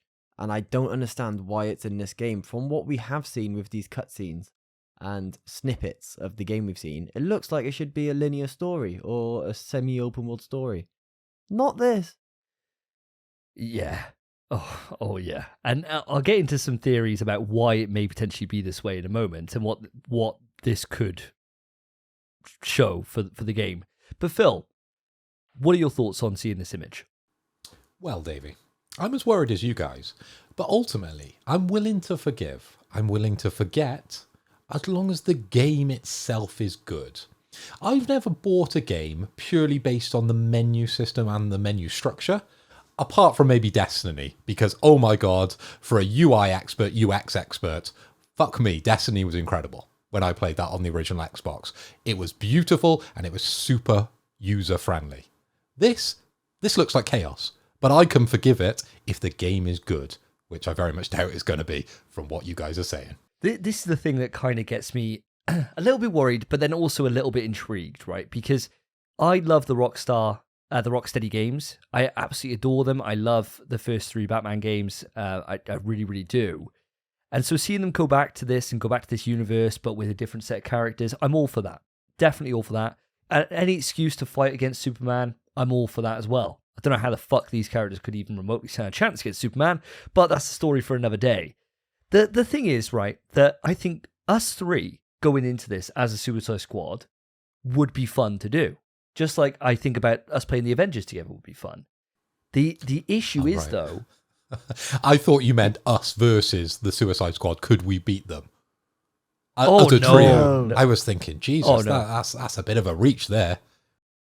I know that we've already said in the show that we could take out a shark. Go for the you gotta eyes. think, right? That's The your Phantom arch enemy. Menace, Samson the Implanter, and what was it again, my friend? Dominion. The Minion. How could I forget the Minion? Yeah. yeah, they could take out these guys, no problem at all. Easy. But us, just as normal humans, I could maybe... I could kill any of them, to be honest. They'd absolutely fucking eat me for lunch, mate. And Harley Quinn, she can eat me for lunch any damn day she wants. You know what I'm saying? You know what you're saying? Oh, fuck me up. But what I'm saying, guys, us three getting together, I think we could have a bit of fun in this. The issue is, as soon as it gets into one of these kind of like live service kind of games, is that they're not balanced well because you've got to play for gear, right? So it just gives you an incentive to keep going, which just ruins it really in a lot of ways in terms of having like a fun narrative experience. And you can't really have that same narrative flow that you get from like a single player game if every single chapter it breaks out for you to go into the menu, change your loadout, or do you want to put new cards on? Do you want to do this bollocks? And I think this is something that we've come across quite recently, isn't it, Phil? Thanks, Davey, for not spoiling what I was going to say, because I was going to mention a little game that we've been playing in the background. We didn't mention it in what we've been playing because we haven't really been enjoying it all that much. It's Back 4 Blood, and I don't agree with you in the sense that you're saying that as long as we're together, we'll have fun, because I did not have fun in Back 4 Blood. I don't know about you guys. Well, I mean, obviously we played Back 4 Blood back in beta, and we thought it was shit then. And Yeah. then it came on to Extra, PlayStation Extra, fantastic service by the way. And we thought, you know what, let's give it a second chance. Everyone deserves a second chance. Look at No Man's Sky. Look at that. Look what happened with that. Maybe Back 4 Blood will be a similar story. No, it's shit. It's a shit game. Really bad. It's either piss easy or absolutely fucking solid. There's no in between. There's no in between. And whilst you're trying to figure it out, Zero and find middle a bit of ground. difficulty, zero middle ground. Whilst you're trying to figure it out, then they're just chucking these fucking cards at you, and you got to play Yu-Gi-Oh whilst also playing Back 4 Blood, which is either too easy to. It makes no. Fix the game, man. Well, this is the issue, right? Because they went for a live service game model on it, and they thought, oh, do you know what people love? Pokemon cards. Do you know what other cards they love? Fucking all these bollocks cards. Let's just chuck them in. Chuck cards in. It makes the game you can replay as much as you want. So instead of it being a case of they think, let's get the gameplay perfect so it's fun to play and fun to replay with friends, let's just make it so that it's different every time. But by implementing that system, it actually isn't fun to play. Yeah. I mean, I'm all up for like games developers trying something new. And every time something comes along, people hate it, right? Look back at 2002. People hated DLC. At the moment, people hate NFTs. I'm sure in 10 years' time, we'll be looking back on them and going, that's just probably a normal thing in games. But cards, are they ever good? Have they ever been good? They've been done so many times in games, but I've never enjoyed playing a game with cards. Outside Hearthstone and kind of card-based games, right? I don't know if you've got anything to challenge me on that one. No game has ever done it well, but Sony themselves with PlayStation cards. Oh baby, what a dream! They work so well. That's a tenuous Join your link. That is friends on so an instant. tenuous. So good. I love PlayStation cards. I'll stand on that hill. I'll die on it. I think they're goated. We have so much difficulty sometimes inviting each other in games, and then we're like, I'll just join you through cards, mate. I'm straight in. Straight in. I gotta say, you've been a lot better at this than I ever would if I was in your position. Because when the PS5 first came out, our early episodes of the podcast, it was very much a case of I was like, fuck cards, shit system, absolutely terrible, pointless. Why'd they bother? And you were sitting there, I really like cards. They're fucking great. I find them so useful. And I was like, oh fuck off, Spence. And then as time's gone on, you're right. Yeah. They are really good. They're sick. Yeah, yeah. All right, I'll let you gloat. I love your impressions. You go higher for Spence, lower for me, and that's your impression of us. It's brilliant. Keep going. Simple but effective. But yeah, I think that the overall thing you guys are saying is true. Cards in video games to try and spice up or add variety to a game just fucks it. And it just made a game that should be fun to pick up and play and just get better and better with your friends and you want to replay. Oh, let's try that again. Let's try and do it better. Let's try and get a better score. Let's do that kind of thing. To the point where you're like, oh, we don't have the cards to be able to challenge ourselves. Oh, the cards are holding us back. Oh, we got to go and make a deck. Fuck off. And this, unfortunately, bringing it back to what we're talking about with Kill the Justice League, I can see it going that way. Obviously, the issue is seeing this and a lack of gameplay are two very big red flags. And if there's one thing that as a podcast that we're pretty good at, it's we're like a bull with a red flag. As soon as we see one, we fucking go for it, and we go for the jugular, and we do it time after time. And 99% of the time, we've been right. You know, Forspoken's demo comes out at like a 69 on Metacritic. You know, any of these things, Back for Blood, we've now put another couple of hours in, and we hate it even more than we did from the beta. Can't wait to play Avengers. yeah, we'll see how that is, and hopefully we're wrong about that. That would be something I would like to be wrong on, but I highly doubt we will be. But yeah, listeners, let us know what you think about Kill Justice League. Did this be a live service put you off as much as it has for us? Let us know, and of course, when we see more and we get some gameplay or maybe a hands-on, we'll be back to discuss this in a little bit more depth as soon as Rocksteady stop being so fucking scared, because they must know that whatever they're doing. The only thing I can think of is that Warner Brothers must have mandated this because it was in Gotham Knights as well. Yeah. I can see this being a case that the Warner Bros. Got involved at some point along this and said, can you make it a live service? And they said, oh, we kind of were shipping a Superman game. And they're like, no. Superman single player. Can you make it Justice League's hot? So Suicide Squad, both hot franchises right now. Can you do that, make it live service? And they'd be like, oh, fuck, all right. And I reckon that's pretty much exactly what's happened. It's going to fuck this game. We'll wait till 5 years down the line. We'll know all the backstory. And someone from Rocksteady will put out a book. And then, you know, we can say it's a really good podcast or something. And put it out there for you guys. Because that's what normally seems to happen. But yeah. So with this then, I'm going to pass it over to Spence. So I'm going to give you the song. Phil's going to give you the variation, the card system of this, if you will. It is a card system, actually. Yeah, it is a card system. So I'm going to give you "Milkshake" by Khalees. Is that my milkshake brings all the boys to the yard? You know it. That's the one. I know that line. That's all you need. And I want you to do it as a sexy woman. Always a woman, me. I got a headset on. Can I take it off? Yeah, of course. No. You have the stage. I like my women clothed. Yeah. Leave the headset on. Can I get naked? No. My milkshake brings all the boys to the yard and they're like, it's better than yours, damn right. I don't know the rest of the words. I could teach you, but I have to charge. That's all I know. Na. Hey. Warm it up. Warm it Na. up. No woman The dances boys like are this. waiting. Na. Na. Dun. Warm it up. Well done. That is definitely fucking frothing that milk. I got It's too hot. tops. Woo! I got 3 tops. I don't know how the fuck. Who would have thought Spencer would get naked at this show? Shirtless for this Staying one. sober, Yeah, but tops right off. 61. He's on the squash. That triple constrate's fucked him up. What? Triple constrate's doing you in, mate. What? I can't figure out how to put my clothes back on because there's 3 different layers I was wearing and now they're all muddled up. So this is Do the rest of the shirtless show quick topless. news. It's totally fine. Yeah. Might get us a couple of probably not listeners or viewers, actually. More to the point. My chest here, man. Yeah, okay. So, quick news. There is some exciting news for Metal Gear fans. Ooh, that's not me. Why are But you reading this? because you're about to find out why. Oh. Potentially, we might be getting Metal Gear Rising Revengeance back. We don't know if it's a remake or a part 2 or anything else, a movie, a TV show.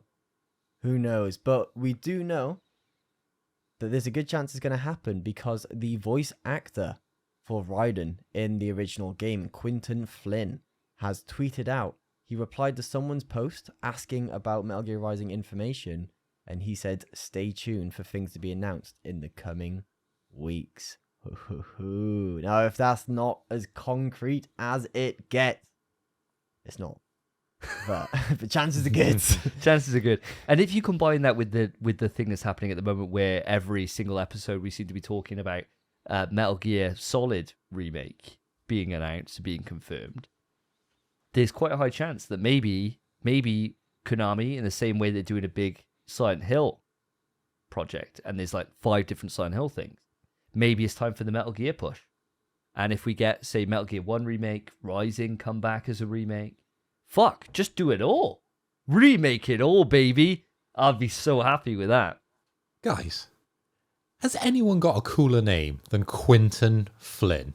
It's a sick name, innit? What is going on with voice actors these days? They just seem to have a great life, they've got a great job, and they've just got incredibly sexy names.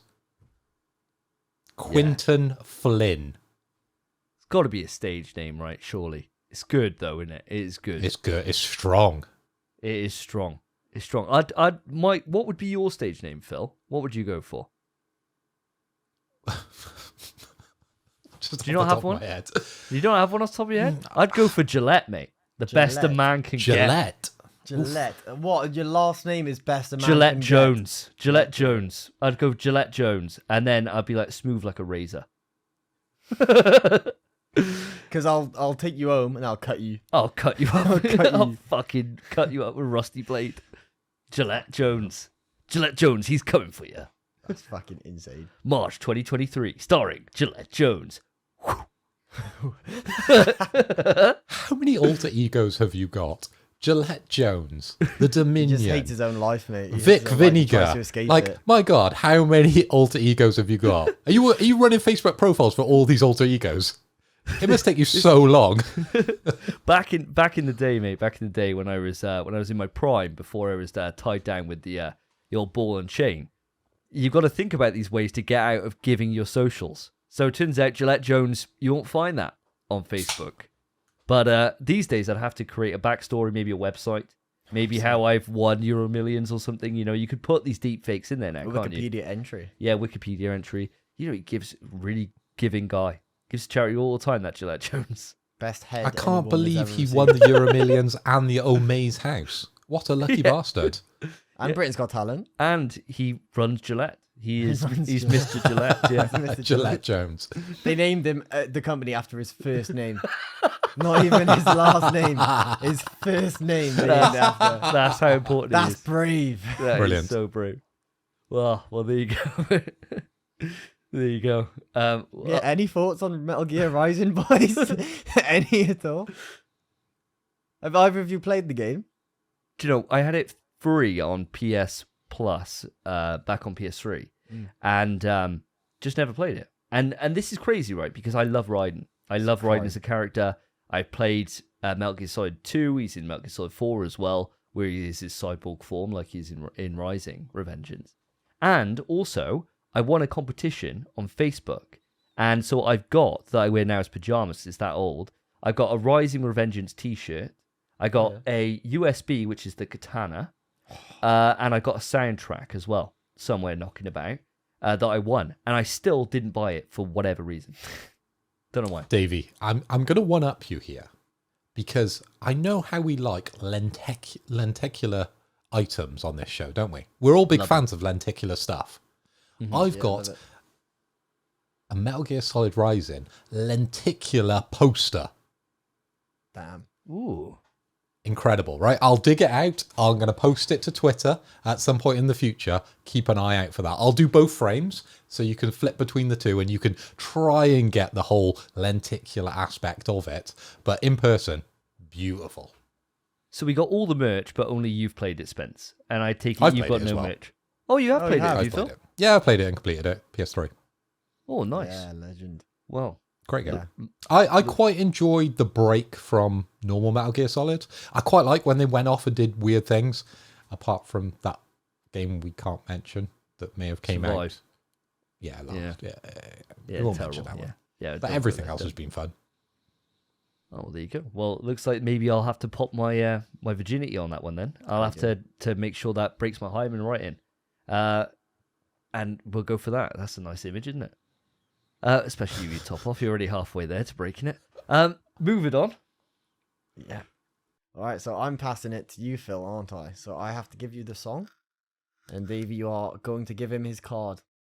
Card. I hate cards so much. So my song for you, my liege, Flowbots. Song. I could rub my butt. Handlebars. No with handlebars. No handlebars. Yeah, that's song. Sick song. I heard that in years. Great song. All right, I want that, please, Phil. I want that in the style of like Pete and Baz, so like a Londoner. Here we go.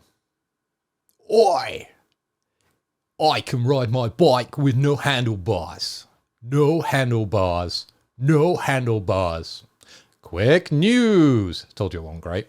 Super Stardust Portable is going to be the first PS Plus classic to add trophies retroactively, guys. Now, we're talking about old games that have come to PS Plus, and they're going back and fitting trophies. You guys are probably loving this. You're probably hard at what I'm saying here, because they're fitting trophies to those games that you love. This is a huge deal for me, like massive deal. I downloaded Super Stardust Portable because I thought, haven't played Super Stardust in ages. I really enjoy them. I love all the Housemarque games, to be fair. So I thought, well, I can't wait to play this classic. I know it's a game that you, Phil, you really like a bit as Super Stardust as well. Great game. And I was gutted to see that they hadn't included trophies with it. And of course, remember that PSP, there was no trophies back then. It was in the days before that existed, which is wild to think about, really. But I was gutted. So to see this is massive news, because for me, it means that for games that are on the service already as classics, like Mr. Driller, what a game Mr. Driller is, you could play that, maybe get a platy, or maybe get some trophies. Or the game that can't be mentioned one, which is on the store, Director's Cut. To be able to have a potential platinum on that, that would be a dream come true for me. So that's what it opens up the door for me, and I'm really excited by this. Yeah, the thing is, I think as far as I know, this is the only Housemarque game on the service that didn't have trophies. Because we've kind of been on a tour of Housemarque as of late, Yeah, where have. we went back to Returnal. I played a Resogun, then we played what was that? Alienation. Alienation. Played Matterfall, and then now Super Stardust, and now that one has trophies too. You could tick off the entire catalogue of Housemarque now. We are big fans of Housemarque, aren't we? On this show. Phenomenal, Huge yeah. fans of Housemarque, you know. For them to be doing exactly what we've been asking them to do and add trophies retroactively, it's almost like they're listening to the podcast, as most people do. Oh, do you know what? They're a studio that I think has gone from strength to strength, Housemarque. And they're one of those ones that back in the day, you had to be a big PlayStation fan to know who Housemarque was, right? They were, they're not exactly the Naughty Dog, they're not the Santa Monica. But for me, whatever they do next, this podcast is going to fucking erupt. Yeah. Because we're all, like you're saying, Phil, like I know you didn't get on with Returnal, it's not for you, but especially their more arcadey stuff like Dead Nation or Super Stardust. Huge fans, right? So this is going to be something that I think no matter what they put out next, it's going to be something to watch. And can't wait to see more of this. Are there any games for yourself, Spence, that you'd want to see get this treatment that you know is on the catalogue already? The issue is, I think the games I'd like to see get the treatment aren't really part of the PS library as such. So games like Limbo, Inside, Abzu, all those kind of short but deep experiences. I mean, obviously they're short games. I'd love a platinum on them. Just ideal, really, innit? But yeah, because at the moment they don't have the platinum, do they? They got the trophies, but no plat. Yeah, and they just deserve to have their own platinum. And there are games that just don't have trophies on a whole, and typically they're obviously old games coming across. But yeah, I don't know. I don't think it's that deep usually for them to not have trophies. It's nice. It's just a beneficial thing, but it shouldn't be a reason to play a game, I think. And it would be. I'll give you one that I can think of outside of the one I've already mentioned. Ridge Racer. I thought about Ridge Racer as well. Mate, What a if that game. had a platty, Yeah, I might go for it as well. I'd be playing the shit out of Ridge Racer. What a fantastic game. Oh my god. And you said you were going to definitely. get a wheel as well at some point, Davey. Yeah, I don't think you need one for Ridge Racer, but That'd be incredible. Well, that's maybe the way you get the trophy. You plug a racing stick in, and they're like, trophy. Oh my god! God damn. Pay to win. That's a bit more than paying for my Burning Skies network pass. That is buying a 400 quid wheel. But you could always return it. You can always return it, right? Sure. What about yourself, Phil? I know that you're not subscribed to the premium level, which is where these games come in for these classics. But is there any that you can think of that potentially are on the service or that you'd like to see added to the service in the future that you think would benefit from the addition of trophies? It's a bit of a difficult one for me because I'm not really a trophy hunter, so it's not something that would make me play a game. You know, I play it because I have a fond history with the game, or I want to reminisce, or it's on my shelf. It's one of those more than anything else. So unfortunately not. It's not, so, as much as I've read this one out, it's not really for me. I just wanted to hear your reaction on this one. Oh, fair enough. That's lovely. That's lovely nonetheless. Okay, so let's move it on. Davey, I'm going to come back to yourself. So again, I'm going to nominate the song. Spencer, you're going to switch it up slightly. So Davey, we went to Download last year, and it was an incredible time. And we were down the front for one of your favourite bands, Kiss. And I was made for loving you, baby. And that's what I want to hear you sing. Opera.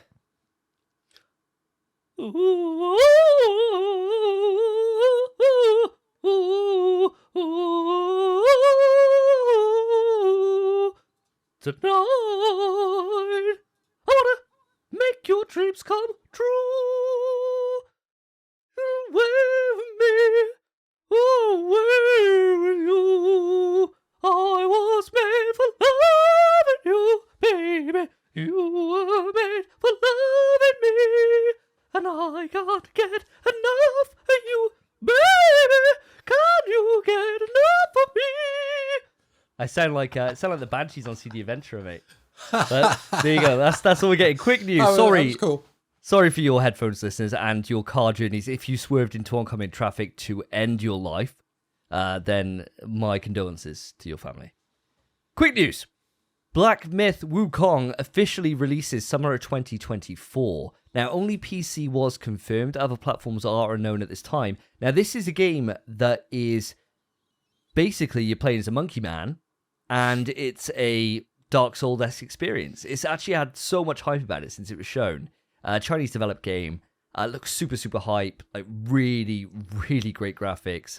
It looks phenomenal. And it was kind of assumed that it was coming out this year. And that assumption has now been proven wrong. It has been officially announced for 2024, consoles to come later. So watch this space. As soon as we get more information, we'll let you know. Spencer, back round to you. Yeah. I want to hear a Rammstein song called Ich Will. Only 2 words. Ich Will. And you could just say Ich Will a load of times if you want, even though there is more. Yeah. Ich will a room and draws. Ich will.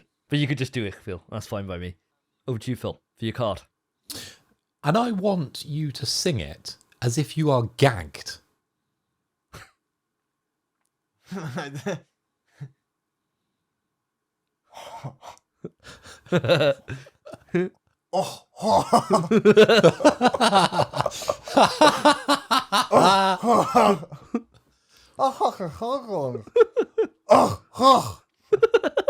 That's really difficult, mind. Oh my god, great news. Job. Great job. The Last of Us, my former favorite game of all time, potentially still. It's inconclusive. There's yet to be a decision. That game, the remake part 1 on the PS5, the sales of that game have jumped a whopping 238% after the HBO TV show's launch. Ooh. God damn. I mean, who's surprised? Who's surprised? We saw the same trend with The Witcher when the show came out, the sales for the game launched, and this is Last of Us. One of the greatest stories in video game history. What? Come on. I bought it again. Come on. That's just you. That is You just me. bought 238 extra copies. Yeah. Fair dues. Yeah, that's it. Really, not really. Don't need to go off. Moving on. So passing it round to Philip Hoy. My song for you. I think we all know. Well, at least 2 of us. You 2 know. I don't know them too well. A band called The Offspring. I think you boys Give told it me to about them me, a few baby. times. Yes, mate. Well, And all the girlies say I'm pretty fly for a White guy. don't know how I'm singing along, I don't know. Here we are. So that is your song. Literally the song you were singing is what I was going to give you. So, Davey, influence that. You've heard him do the original now. Mm-hmm. How would you like to alter Which that? was great. I want it in a style, please. Like beatbox it. I want it like beatboxed. So with beatboxing, there's like two words. It's like cats and... Boots, How do you do boots and beatbox cats. it? It's like Boots and cats. boots and Boots cats. and cats and boots and cats. So kind of like a right, hip let's try hop this. kind of version of a Pretty Fly, but beatboxed. Boots and cats and boots and cats and boots and cats and boots and cats.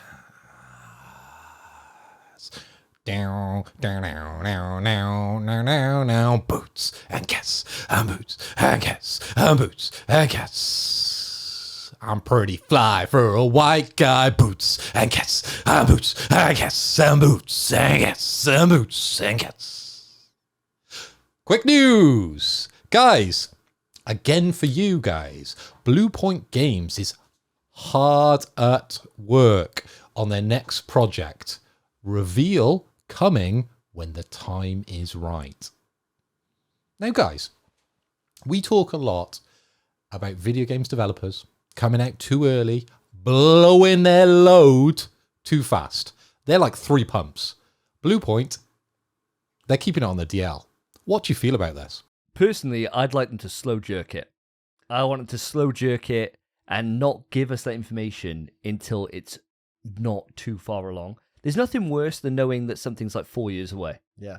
It's just horrendous. And then you think every single time they bring it up, it's like, think about the Elder Scrolls 6, or whatever it is. We've known about that game now for like 5 years, and we've literally seen nothing apart from that title screen that was shown from Bethesda, like forever. And now they've been bought by Xbox. Like, so much has happened over the last 5 years, and they haven't even released a game that's prior to that game. Yeah. Like, Starfield isn't even out. What's the point? Just shut the fuck up and come out when it's ready to go. I mean, sure, there's an argument on the other side that, you know, if you look at Twitter at the moment, the Xbox fans, they've had one game come out now in this hi-fi, right? And they're like, where's your games for 2023? And it's like, well... You keep saying Game of the Year contender. End of January. The only game we've had. The best game until Dead Space came out the day after. Well, if you think about it, they harp on about, what is it, Vampire Survivor from last year? It's Yeah. like, come on. Like, you're putting that up against God of War. Yeah. Madness. Are you real? That's And most crazy. Xbox players have a PS5 as well, because that's where the games are. It's mad. It's mad. But there's something to say, like, here's our suite. Here's everything we're working on for the next 5 years. But then, I think for me, it takes away that bit of magic. That, you know, and we're really guilty of this. We go into every single press conference and we say, Resistance is coming out, Metal Gear Remake's coming out. You know, we come out with these things because we're excited and we kind of hope they're going to be shown, but we don't know. And then you get some really crazy stuff. I prefer personally for them to go away, and then when they show it, it's here's a bit of gameplay, or here's like a really in-depth look. It's not just a full cinematic with a title screen. It's something you can get your meat into. And I think Sony have been a lot better with that recently. Yeah, it's exactly that, what you're saying, Davey, because we've had developers talk about just theories, and all we've got is just a logo. I'm fed up of that. I want to see some meat on the bone. I want to see some gameplay, as you're saying. I want to see something of substance. I want to see something that I can get excited about, rather than just saying, oh, they've chosen a weird font for that one. Yeah. And I think, Spence, you're always quite passionate about this. I'm very passionate about this. I've been waiting for you boys to say your piece. I've been sitting on this. I've said this time and time again on this show. Just announce games the day you release them. No. Fuck it. No. Because you No. got to think, No. man. How could we get excited? The show wouldn't exist. Because the thing is, right? This is what happens. They show you the logo and you think, sick, that's coming. Yeah, I can't wait for that. 4 years later, first cinematic trailer. 3 years later, Here's the menu. 2 years later, gameplay delayed. And it's just like, what the fuck's the issue? Whereas, imagine, right? Last of Us 3 is coming out. They announce it. Show us the thing. We're like, oh my god, the logo. Exact same logo we've had for the last 2 games, but they've added one more line. Brilliant. And then they're like, and a cinematic trailer. Cinematic trailer comes on, you're like, that looks unreal. Then like, and gameplay. You're like, what the fuck? It's showing us so much. Then you go, it's out now. You'd fucking explode, bruv. You would spontaneously combust. It would be insane. And if not that, just like we've been saying, announce it close to the date. Genuinely, but like a day. The thing is, the issue with your thing, right, is that that's potentially like 4, maybe 5 different press bumps it could get. Like, you think about how they did God of War. They had the God of War was shown. It was a full trailer, right, where it was shown Kratos over the fire, scratching the thing, the music kicking in, everyone goes mental. They show like a little section, tiny little section, more info coming soon. Then after, you get those little drops, massive drop. Then huge trailer, and then game's out, and that was done over 2 years, right? And even then, maybe that was a bit too long. I'm not sure. For me, I think the perfect thing would be about a year. It was too long with God of War, and that was just because it was a massive gap between showing the initial logo and then the first thing. After they showed the first thing after the logo, it was quite steady, consistent, wasn't it? Yeah. I think for me, like, the best thing would be a year. But Spence, I work in marketing. It's all about the drip feed. And I'm doing it to our viewers, our listeners. I'm not letting them know about God of War. All right, I've given them the score, but I haven't completed the game. I haven't got the platinum yet. It's for the SEO, mate. That's the reason. Just sprinkle a little bit of special sauce every couple of episodes. That's all you need. I wouldn't be Big Bang Theory on this one. How about this? I pose this question to you. You got to think about some certain games. There are games like God of War, which is a guaranteed success, and drip feeding works. I think the sales still would have been astronomical if they just went, it's out today. Because the internet would have broken that day with the amount of people trying to download the game, pre-order the game. It'd have been insane. What about games like Callisto, where the first trailers and the first gameplay looked phenomenal, and then reviews came out, and leaks got out, and gameplay got out of people playing the game, and it just went down? What if, instead, they first showed a trailer, then they showed gameplay, and they said, it's out now? No reviews were out in time. Nothing like that, and the game just released. Well, I think that the thing with, like, in Callisto's case, if it wasn't for that long marketing cycle, we wouldn't have bought it. We'd have seen that first trailer and we'd have bought it immediately. Yeah. I suppose it's much for muchness, isn't it? From that first trailer, you were frothing. But then you think about it on the other side, is that we spoke about it, hyping it up for pretty much a year. Hyping it up. Every chance we had, we hyped it up. And so that's gone out to, the millions of listeners. And then they buy it, and then we get to it the episode after and be like, actually, guys, it's shit. Yeah. After everyone's bought it. But we've done a year worth of free marketing for them. So there's definitely an argument for that. Yeah. I've got a bit of a different example for you. Let's take Forspoken. Now, everyone knew this was a piece of shit. But what they've done, they've really taken advantage of the streamer community. Because literally everyone is streaming. And they've all got a free copy. They've all got the hoodie. They've all got the hat. They've all got the beer mug saying Forspoken. And they're all chatting on Twitter. The Metacritics are low, but that is all I'm seeing on my feed. Now, do you think that's going to impact the sales? 100% it's going to impact the sales. Not every mum and dad is going to be looking at the Metacritic. They're just going to see what everyone's talking about, and that's the game they're going to buy. People are easily swayed with social. And I think they're doing it perfectly at the moment. I think they're doing the best out of a bad situation.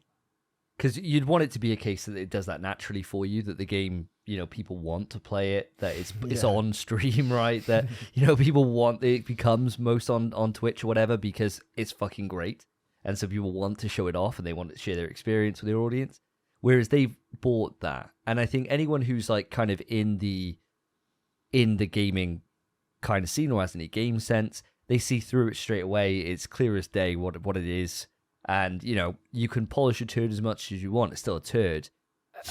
I think, but for those people, like you say, maybe they see their favorite person playing it, like, I don't know, whoever the hell it is that decides to play this, and they might see something that they think, oh, actually, they've really enjoyed it. I trust their opinion. I really like them. I'll do the same thing. And my wife does that with all the games that Markiplier plays. She seems to buy and play, and she really enjoys them. So, there is something to that. I don't think it's going to work mass market, but hey, it's better than word of mouth, because the word of mouth is the game's shit. so you can't trust that. You got to use something, right? Give these free copies that nobody's buying, and just put them out there. Lurian, I listened to the podcast. Shout out Lurian. He cracked me up on Twitter because before it came out, he was like, "I'm still going to get this day one," and I remember I tweeted him and I was like, "Bro, I don't know, I don't know, mate. Have you played that demo?" And he's like, "No, I reckon it'd be good." And then literally like a couple of days after its release, I see a tweet from him. And it's like, this game is shit. And I was like, oh, no. We all saw that. I was like, oh, no. 60 quid in the bin. Oh, I was like, oh, you poor bastard. But someone had to do it. I'm just glad it wasn't me. I already got stung enough with Callisto. I don't need that twice. Oh, dear, dear, dear. But that's enough. I mean, we mentioned every single episode about what Blue Point could be working on, with their Resistance remakes, with Soul Reaver remakes, with literally anything you can think of that we've put them on to task. So I think I'll wait and leave that mystery stew a little bit. And then hopefully when they're ready to show it, we'll see it and we'll digest that and obviously relay that to you, our audience. But I think it's time for someone to chuck this to me, Philippoi, my king, my sire. I think it's time for you to throw me something. Bestow this news upon thyself. Knight me with the news. Davey, I am going to order you. Order? To present us Duality. Is that a song? Mm-hmm. Slipknot song. Oh. We love this song. It's absolutely incredible song. I was like, what the fuck's duality mean? It's easy as well. Yeah, it is. I'd like to hear it. You know how kids like to sing along to songs, but they don't actually know the words? But they just kind of pretend they do? Okay. I want to hear it like that. Okay. It's difficult, really. That's actually made this way harder. Because you know the lyrics so well. I know the lyrics.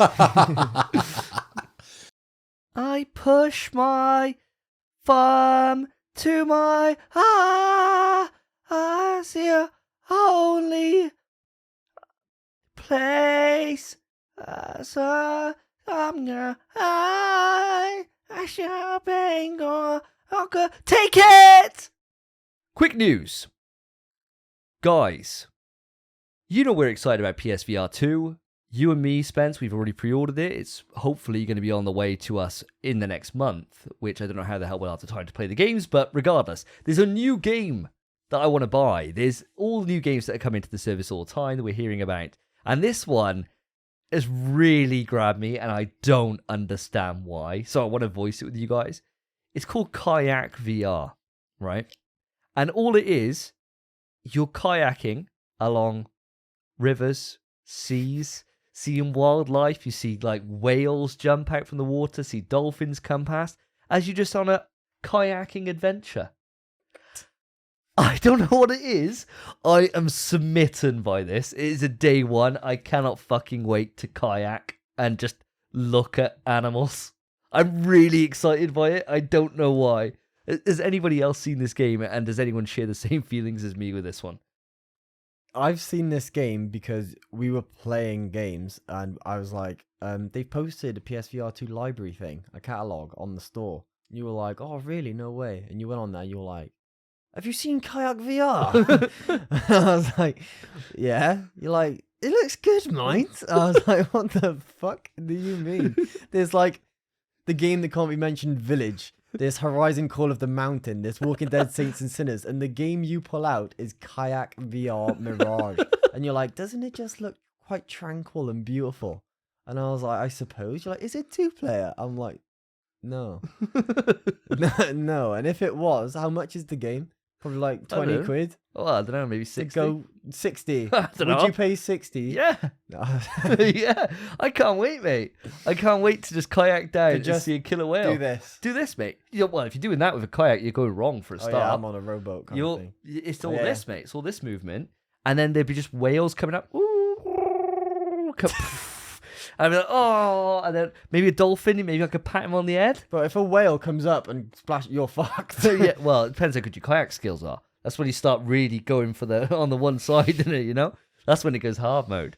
I'm so down for this. I know, Phil, you haven't gone for the PSVR 2. You're waiting for there to be Portal VR or Half-Life Alyx, Yeah. any of this stuff. Would a kayaking game get you in the mood for a bit of VR in? I mean, no. But who am I to argue?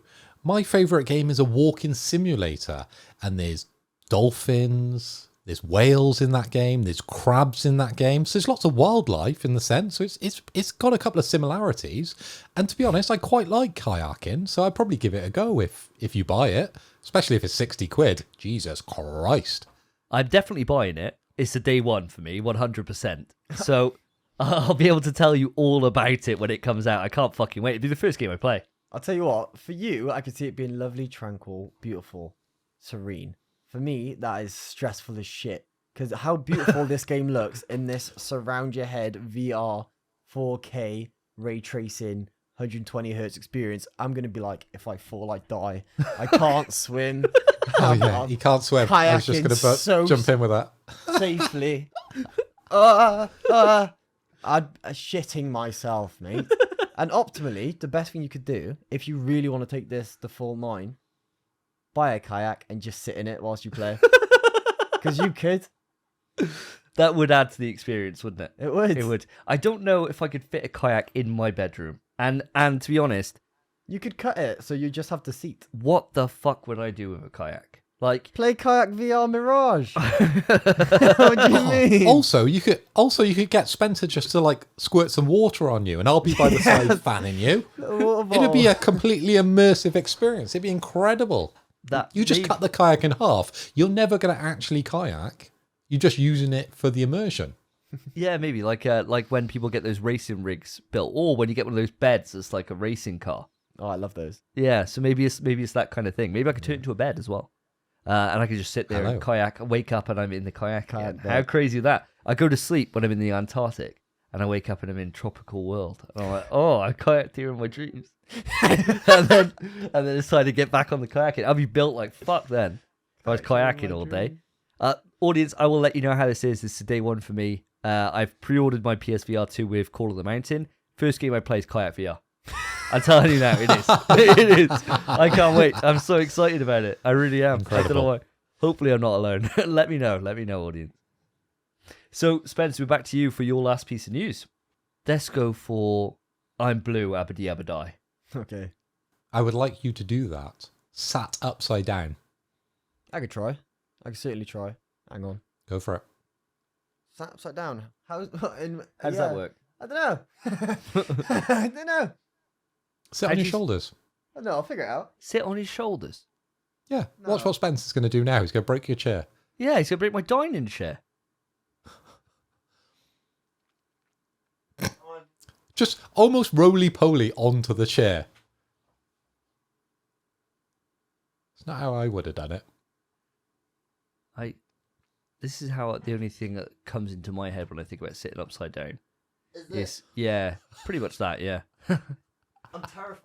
I know. Go on, Go on. He looks like he's doing burlesque, doesn't he? Especially with this slow leg. Very fucking slowly, though. Yeah, really slow burlesque. It's not turning me on. Is it turning you on? A little. Is this good enough? Okay. Yes, that's Well, great. you're there in person. I'm a little bit delayed. It's way more powerful. It's way more powerful in person. The Yeah, closer you get, the more powerful it is. It is. Go on then. Alright. I'm blue. If I was green, I would die. If I was green, I would die. Those aren't actually the words, but it's what people pretend it is to make it. It's got lyrics. I actually look quite blue on the camera as well. Yeah, I'm blue. it's the blood going I'm so to your head. blue. I'm dying. I'm blue. Can I get up, please? Yeah, that's not. I'm worried about your health. Yes. You're gonna come out like fucking Megamind, giant head Amateur. full of blood. Yeah, amateur. Oh, like the leader. Yeah, like the leader. Yeah, good Marvel reference. Quick news: Ubisoft, the company that refuses to die, has announced that it has threw me off by laughing. They've announced that they have delayed Skull and Bones, the long-awaited rival to Sea of Thieves or whatever that game is, for the 6th time. It's been delayed 6 fucking times. It's now been delayed to the 9th of March 2023, and not only have they delayed it that much and that many times, they've cancelled 3 other unannounced games. Why even say that? Just pretend it never happened. Yeah. Why report that? I think they had to do it for the shareholders to say that actually these 3 other projects that we're working on, we've actually just wasted money on. So sorry guys, but you know those 3 other games that maybe one of them might have been good. Not happening now. Yeah, but trust me though, Skull and Bones, when it comes out, phenomenal. It's gonna make you all so much money. It won't. No. Lads, look, we've had so many discussions in the past about delays and how they affect games and how they affect the audience and people play them. What are our opinions now? Have they changed? Skull and Bones is a fucking walking nightmare. Yes. There was nothing interesting about it when it was first shown. The thing about it is, right, Black Flag, which was the first one to actually in Assassin's Creed 3 do a bit of ship combat, but Black Flag was the one where like ship combat was really done. It was done really well, and it was probably the best part of that game, to be honest. So the initial thought of it, I thought, oh, it's just Black Flag multiplayer. Great, that sounds fun. That sounds really fun. They're like, you can't get off the ship. You are the ship. And I was like, what? And they're like, oh, yeah. It's Sea of Thieves, but half of Sea of Thieves, and expect it sometime. And we've been waiting such a long time that I don't know why anybody would have any faith in this. Even for somebody who's a lapsed Assassin's Creed fan, this is the one time they could have got me back with a piratey themed adventure. Nope. Warning signs all over this fucking thing. No chance. I mean, Phil, does the idea of being a boat, does that interest you at all? Boat face? Yeah. Of course it does. If I could be Boaty McBoatface, I probably would be investing. But, guys, there's certain video games developers and publishers out there that as soon as their name is mentioned, your eyes just roll. And for me, it's Ubisoft. I just don't play Ubisoft games. There's just nothing there for me. I don't know why. I've just never played any of their games to any extent. I may have indirectly played a few in the past, but there's nothing there of substance that I enjoy. And I just don't care about this one. I'm sorry. I know we're on a podcast, and I know we're on this pedestal, and we should be ultimately knowledgeable about a cross-section of games. But when it comes to Ubisoft, that's my black hole. I just don't know about this studio at all. Well, to be fair, I think that back in the day on PS3, you would have probably been a little bit of a fan, because back then there was Splinter Cell. And so we played Splinter Cell. I didn't play a lot of it. Did you not? No, you weren't big on? Oh, I loved Splinter Cell back on PS3, like Pandora Tomorrow, stuff like that. Yeah, but also you both had Nintendo Wii's. Yeah. Just Dance. And the game that we love, Kill Dino Boy. Red Steel. Red Steel. As I Red said, Steel's indirectly. I didn't buy it for that, though. Come on. That was a great game. Clutching at straws there. Yeah, Ubisoft, that one developer, I think that, you know, you got Rayman, which is good. And you've got Splinter Cell, which is dead. And they keep saying it's coming back, and they said they're doing a remake, and then there's all those issues, wasn't there, a few months ago. And this could be one of those unannounced games. I guess it is formally announced, but didn't have a title, right? So maybe you could chuck it in there. Like you said, I'm out of all the publishers, these are the ones that I have the least interest in. I'm not interested really in, Rainbow Six. I've been telling you or asking you if we should play The Division, and we haven't played it yet, so we can't really judge it. But apart from that, the Tom Clancy games, they've been on a downward spiral the last few years. Far Cry's been on a downward spiral. apparently the last one was really quite rough. They're in trouble. They're in trouble. And I wouldn't be surprised if we get to the point where these guys are up for sale because they're having issues. There's been buyouts. They've been trying to fight buyouts. And the thing is, the share price is tanking. There's only so much that people will take and shareholders will take before it's game over. And I wouldn't be surprised if fucking Xbox bought them. And if you're one of those publishers that I don't think any of us would really give two shits about. No. I mean, they do Assassin's Creed, right? That's their biggest franchise, I'd say, other than maybe Rainbow, of the Rainbow Six. And, you know, Mirage looks great. You know, I'm really excited to learn more about that. It's coming out later on this year for Assassin's Creed Mirage. Outside of that, don't really give a fuck.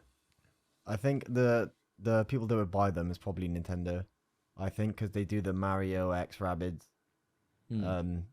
Kingdom, whatever it's called, and it's kind of like an XCOM-esque game. Yeah. But they love getting the Rabbids in with Mario characters, and Nintendo love Rabbids, I think. They're a really close relationship, aren't they, UB and Nintendo, anyway? So I think if someone was going to buy them, it'd probably be... I don't know if they'd buy UB, per se. They might buy the rights for the Rabbids. They might do that. Although the last one didn't sell. It tanked. Yeah. Yeah, it was apparently good, but just The first one's really good. no one bought it. No surprise, really. I don't think anyone even remotely cheered at E3 when that was shown. So, but yeah, Tough times. Tough times ahead. And guys, unless Ubisoft come out with an absolute stellar showing at this E3, this could be the death roll for the company. It really could. You know, if they come out and they show Assassin's Creed and looks sick, and they show Splinter Cell, hope restored. Or Prince of Persia, which has had, of course, like delay after delay for that remake. If they show any of these things, I think us as a podcast are going to be collectively excited. The internet will be excited too. Without these, this company is in its death throes. And this year, I think, is make or break for them.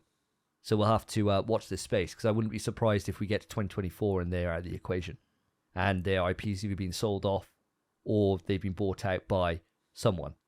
You know, they could be bought by Embracer. They're buying up everyone, aren't they? Yeah. So they could well join the Embracer family. You just never know. Watch this space. And so we're coming across to Philip Hoy for the last piece of quick news, I believe. I want to hear the "I'm gonna take you for a ride." Da-dun-dun-dun, da-dun-dun-dun, gonna take you for a ride. I want to hear that, and then I want you to give him a spicy card. Spicy. Okay.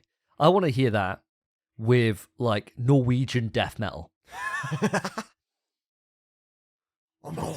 Yeah.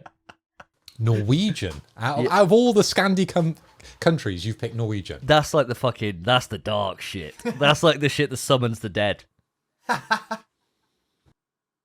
Okay, I'm gonna take you for a ride. Yeah, die. I'm gonna take you for a ride.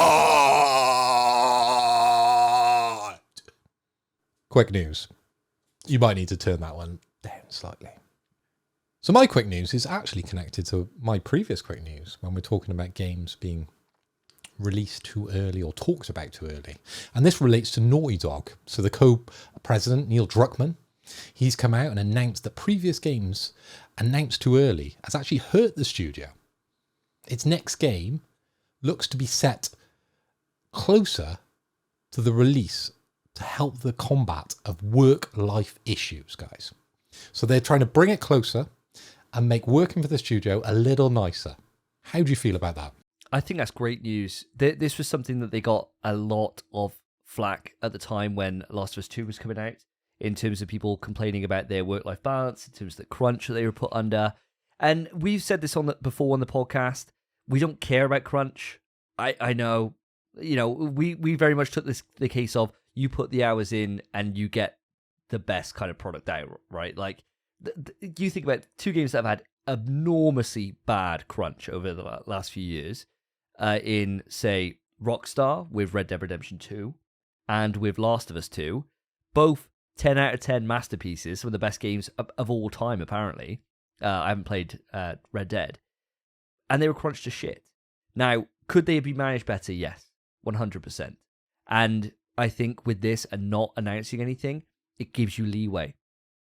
And with a studio like Naughty Dog or Rockstar, you've got enough big, beefy bollocks on you that Sony ain't going to say, we need you to rush out Last of Us 3. Take all the time you want. You got like it was the most awarded game of all time until Elden Ring took over it. So take as much time as you want. We're not going to force you. You know what you're doing. And I think a studio like that has built up that kind of good grace with the publisher that it can do that and take the piss and maybe go longer because they know what they're going to get out of that is going to be quality. And if it makes sure that talent stays around, that talent's retained in the studio because they got a better work-life balance, it's a win-win all round. And we don't know about it. So we're not then waiting for 5 years saying, where was it? We saw that initial teaser, we saw that initial logo 5 years ago. Why haven't we seen it? Because we don't know. So we can continue to speculate, and we haven't seen it. We know it's coming, we just don't know when. And I think that's a great thing. What, you don't think Last of Us 3 is coming? Have you not been listening to recent reports with Neil Druckmann? It's bollocks, mate. I think it's bollocks too. I do think it is. It's total bollocks. He did state that he's unsure whether or not to do a part 3, as he thinks part 2 concluded very nicely, which I agree with. Insane. I don't think, as much as I'd adore a part 3, I don't think we need one. Oh, you didn't need a part 2. No, yeah, agreed. There's no way, mate. There's no way. This is the same thing as when, before the last Twisted Metal game was shown. I don't think it was the last one, actually, the one before. And the dev was interviewed before, and he says, are you going to be at the conference tomorrow? Nope. No Twisted Metal to show. None at all. Doesn't exist. Next day he's out on stage. I'm announcing the new Twisted Metal. There's no way. Like, Sony, this will be fucking mandated. There's no way. You got our topic in a moment, which we're going to be talking about The Last of Us. The game sales spiked up 238% right now. There's the new multiplayer project going to be announced and shown this year. Probably out this year. Show's only had 2 episodes out. There is no fucking chance this doesn't get a number 3. There is no chance. When it will come, who knows? But it will come before the end of the gen. I pretty much guarantee you. In terms of the actual original statement, the original quick news, I think, yeah, it makes sense for the work-life balance. Obviously, there was a lot of flack with the crunch, but also there was just a lot of hate towards Naughty Dog, yeah, Last of Us 2, because of all the leaks and everything that happened during development of that game. And kind of following suit with what they're doing now, it just works out better for everyone. Because the hype train goes harder because we're finding all the stuff out closer to the release of the game. People aren't going to be up in arms about Naughty Dog. Because really, if crunch is going on and no one knows about it, is it going on? It's like if a tree falls and no Exactly. one hears it, right? Literally exactly that. No one's going to complain about something if they don't know about it. It's just the way it goes. So no one's going to give a shit. And then they're going to see the game and be like, oh, look at that, mind. I wonder how they managed to do that in the time they did. It's because they fucking crunched. And no one's going to care because it looks phenomenal. And then if the game leaks and people hate again, it's shit for the devs because they're going to get hate. So they're just trying to minimize that as well, I think. I think that is part of the equation. What are your thoughts on this, Phil? Well, I'm a skeptic as always, and I kind of feel like blaming it on the work-life balance issues, I kind of feel like that's deflecting a little bit. Because a studio like Naughty Dog, our expectations are sky high, and they need to be buying as much time as humanly possible, so they will blame it on anything they can to get that extra week, that extra month, that extra 6 months to develop their games. And I just feel like that's just another little excuse that everyone's like, oh yeah, I can see the human side of that, so we'll just allow that. If they said, oh, the game's going to be delayed, then people get angry. If I say, oh, we're going to take a little bit longer because of work-life balance, everyone's like, yeah, I respect that because of the problems we've heard about in the past with crunch. It's a slight deflection. Fair play, I'm tipping my hat. I think that's a good point. In terms of their publisher relationship with PlayStation themselves, they could probably shit and clap onto anyone in Sony and they'd be like, well done, Naughty Dog. That's great, thanks for that. You know, I don't think anyone's going to really push them too hard. PlayStation did a great spot right now. They got a lot of studios we don't know anything about. Take all the time you need, Neil. You're a fucking magician. Do what you do, bro. Just do what you do, fam. Do what you do. Just do what you do. Yeah, you've got all fans here on this podcast. Cool. So that brings us to the end of quick news. Okay, so we had some fabulous impressions, some songs, some augmented reality here. Davey, you've done the Black Parade in a Yorkshire accent. You've done Kisses, I Was Made for Loving You, Baby in an opera. And you've also sung Duality as a child who didn't know the lyrics. Spencer, you've done Milkshake. You've brought it to the yard as a sexy young girl. You've also done Rammstein while you were gagged, hello. And then you've done Blue Abba-Dee Abba-Die while sat upside down on Davey's very flimsy chair. I've done Handlebars in a London accent / Pete and Barnes. And then I did Pretty Fly for a White Guy with a bit of beatboxing. And to finish it off, I'm going to take you for a ride from Marvel vs. Capcom in death metal, specifically from Norway. So I'm going to hand it over to Davey first, because I've always been going to you first. We're going to champion things first. What was your favourite? I think my favourite, just because I just really enjoyed it, was Ich Feel Gagged. It's just fucking dumb, and I just really enjoyed it, and I could see you really trying to get it out as well. It was hard. Yeah, I could see you were struggling with it. I really enjoyed it. I think that was my favourite. Easy. Thank you, mate. Thank you. I bit my finger. It really hurt. Thought you were going to transform into a Titan, mate. Oh, yeah. Suffering for his trade. Spence, who was your favourite? I think my favourite, I do really like, the thing is, I gave you the child who didn't know the lyrics, and I didn't think you'd do that well. But I have a niece, and she does. That's where I got the idea from. She loves doing it, and you had like the pauses, and then they're getting loud. It's like when they don't know the lyrics, they quiet down. They quiet down, and they just start going, take, and then when they know the lyrics, they shout, and you actually smashed it. It's almost like you have a child of your own. It's crazy. But for that reason, that's my favorite. Oh, actually, it was like 1-to-1. It was like I was watching my niece, except she's a massive, massive man. Well, thank you, mate. Thank you. Incredible. And to round that out, my favourite. Now I'm going to run through these. Spencer's Milkshake. It brought some guys to the yard, but I didn't see you do kind of like a female accent in that one, so that was pretty low. Rammstein Gagged made me laugh a lot, but the best one for me was you sat upside down singing Blue. That was incredible. How did you even do that on Davey's paper-thin chairs that he's got behind you? Carefully, mate. Crazy. I don't know how you did that and survived. So my vote goes over to you, Spence. Thank you, my friend. But we all know that doesn't matter. Nope. 2 votes to 1. You won this one. It means nothing. But now we're moving on to what actually means shots. And that'll be on the next big quiz, where I will be going 4, 2, 1 ahead. I've already predicted it. So, Davey, where are we heading? Who was your worst? I think you're right. The Khalees was pretty poor. I think the Khalees was pretty poor. But I think the one that I was really kind of gutted about was the beatboxing. It was the beatboxing one. I think, like, it kind of seemed like you kind of went for it. You had, like, you know, the basic beatbox thing. I was expecting maybe a little bit of, like, maybe some different instruments in there, maybe some variety, and there just wasn't. It was the standard beatbox beat, and then stop. Remember, you got to say some lines, and then back to the beatbox, right? I wasn't expecting you to come out, you know, and it'd be a master, but I was expecting maybe some different, take it for maybe a rewind, maybe, you know, do something with it, and there wasn't any of that. So that's why it falls down for me, I'm afraid to say. I'll take that. Spence? Mate, I'm sorry to dogpile you, but the exact same one. No way, really? Exact same one. Mostly because I thought the beatboxing was fine. Again, not a lot of variation. But when you first started doing the Boots and Cats, I didn't even realize you were doing that song.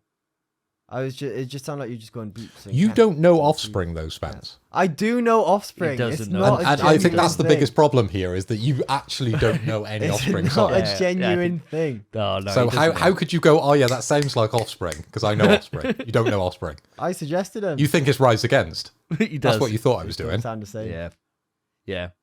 I think That's unfortunate that's landed on you, Phil, that one, because you're right, he doesn't know. He doesn't know offspring. And I think that has gone against you a little bit. Stupid joke. Such a stupid joke. It's gone on for like a year. 7 months. 7 months since June, since download. Fuck me. When every single song that you show from Rise Against, that sounds like Offspring, this. But buying some tinnies in the Iceland or whatever, you're like, this is Offspring mine. I know. Nah, you don't. What about yourself, Phil? Unfortunately, you've taken the short straw, you've taken the L on this one. But what is your worst? I'll take the shot. King Phil is taking the shot on the episode 61. We'll put that in the doc. It doesn't actually matter what I think, but I think the milkshake girl that Spencer did was probably the poorest, considering how I know how great he is at doing female impressions. You just didn't go for it. You just thought, I'll take my top off. That's female enough. Look at these boobs. I'll just sing milkshake. I'm a boy. Didn't work for me. It didn't translate anyway. It was definitely the weakest out of your three. I think you had the strongest show in today. Well, you obviously the champion. You had some good ones today. Good effort. I want to see this keep up for the rest of the 10 episodes. I want to get to the next time where you don't owe any shots for quick news. I make zero promises. Okay. We'll move it on to the topic, and we'll see what happens next time. Stop. Topic time. Listeners, watchers, lads, it is time for the topic. And what a topic it is, because it is about my former favourite game, potentially still favourite game, except not in that format.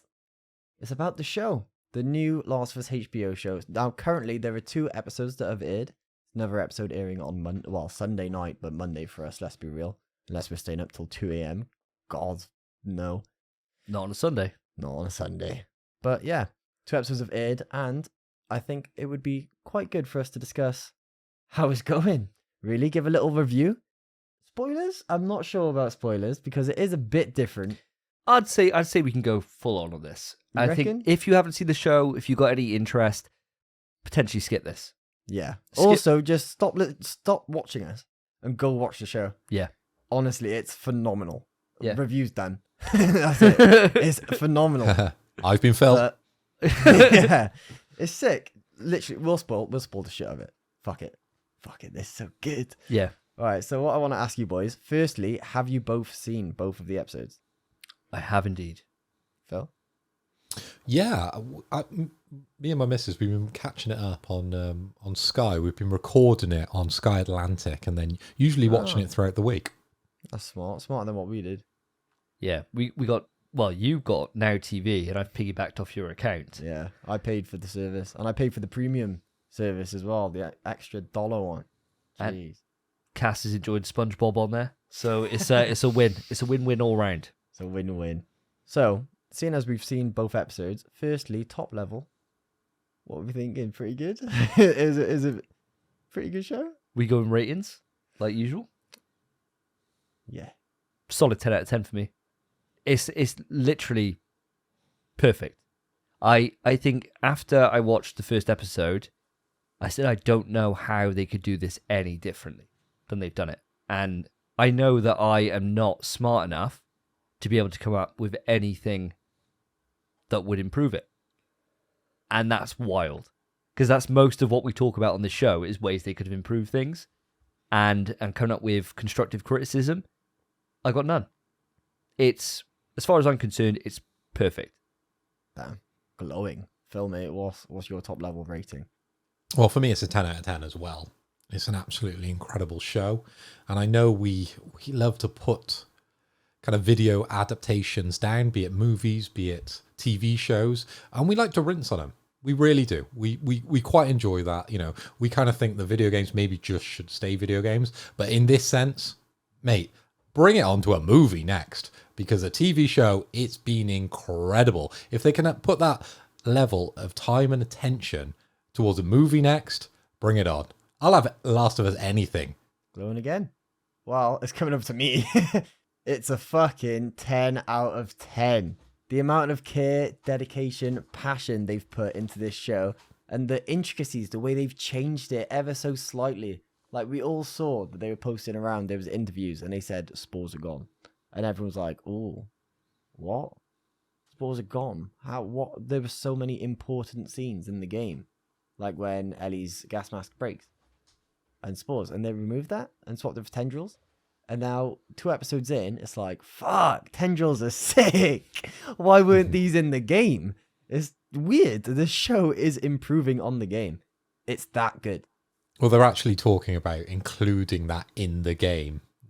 If they were going to make a third one, they were going to bring tendrils into the kind of universe within the game, which I find quite interesting. That it's a game, now it's a TV show adaptation. Now you're going to make a game based off things that were in the TV show based on the game. So you're on like a third level there. It's mad how this works. It's like an Inception moment, isn't it? Or like exactly a Matrix moment. You know, it's a thing within a thing. I've got the right T-shirt on for it. Oh, definitely. Jeez. Oh, hey, definitely. But no, I think you're right. In terms of when you look at other kind of adaptions, I think what it is that they fail to capture the essence and they fail to capture what's really important about an IP, right? I think that's the big thing. They kind of miss the heart, or they might chuck in random Easter eggs that just come off as completely brain dead if not done properly. The keys. Oh, God. The keys. Don't mention Raccoon City ever again, please. Whereas this, it knows what it is. And granted, it has the benefit of being based on The Last of Us, which has an impeccable, one of the best gaming stories ever told. And it makes for such a great adaptation in that way. But I can't fault them. I think everything they've put in, all they've done is they've actually built the world up as well. So we got to see moments in episode 2 where we got to see the, I think was it in Thailand? Or where was it? It was in, actually, I know something about this. Go on. At the start of episode 1, when they're having breakfast on Joel's birthday, the radio is playing about bombings going off in Indonesia. Oh. And then in the start of episode 2, it's in Indonesia. And they get their first infection, and she says, bomb it. Yeah. So that's where that's linked. And I found that out because I rewatched episode 1 with my girlfriend, and as I heard the radio going on, and Joel's like, Indonesia, isn't that somewhere in wherever? She's like, no, it's his own place. I was like, that's so sick. Like that little detail. I was like, oh my God, so much thought has gone into this show. It's cute, man. It's just very cute. I think for me personally, what it is, why they succeed so well, and we'll get into more of this on how we feel the casting was, and kind of how the clickers are presented, and the infected and everything else. But what they've done here is they've done what I like about a remaster or remake, in that they've taken what's there, they've faithfully adapted that, and they said, right, let's give you a little bit more. Let's give you the stuff that you haven't seen before, but it actually adds to the world. Instead of taking it away or kind of subverting that world, they said, right, well, here's stuff you haven't seen. Let's show you where it began. Let's show you how it began. And I think that's hype. I think just all these little details, they don't ruin a mystery, because the game isn't about that mystery. The game's about the characters and the dynamics. And they captured that perfectly with Joel and Ellie's relationship up to this point, and of course with Tess. And I think that's just been incredible to see. Now, in terms of the casting, guys, what do you think about Pedro Pascal and I can't remember her name. Bella Ramsey. Bella Ramsey, that's it. I was going to say the bear. Friend's character then. So, what do you think about him? If you're coming to me, mate, it's phenomenal. Just perfect cast. I think Bella, she's a great Ellie. She truly is, and her voice sounds a lot like Ellie as well. She just doesn't look like her. She really doesn't. But she plays the part, I think, better than anyone else could, even though she doesn't look like her. I think someone who looked like Ellie wouldn't be able to play it as well as Bella can. So for that reason, I think it's perfect. And Pedro Pascal, man, bruv, he's just Joel. He is Joel. He doesn't look as old as Joel, I don't think. But I'm not sure how they'll do it, but he sounds like him as well. It sounds like they've just picked actors who sound like the actual voice actors, because there are some scenes where it's kind of 1-to-1 where they actually quote the game 1-to-1, and it sounds like Troy Baker, and I can't think of Ellie's voice actor's name. They're actually going to be in the show as well.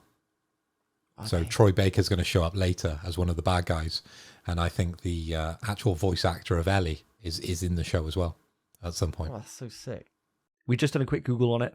Yeah, Ashley Johnson, how could we forget that? That's criminal, we forgot that. Absolutely love her as Pike from Critical Role. I've only listened to the first, 2 full kind of campaign stories, so don't spoil anything. I've got 7 years worth of Critical Role to catch up on, but they're 4 hours each, so it takes me a while on my 20-minute train journeys. But yeah, Phil. So we got Spencer's glowing recommendations for Bella Ramsey and Pedro Pascal. Thoughts on the cast? I completely agree on the casting of Joel. I think Pedro Pascal pulls it off perfectly. He's very believable.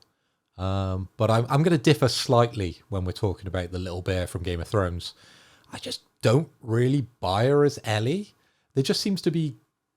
It just doesn't work for me. I'm not as big a fan as yourself, Spencer.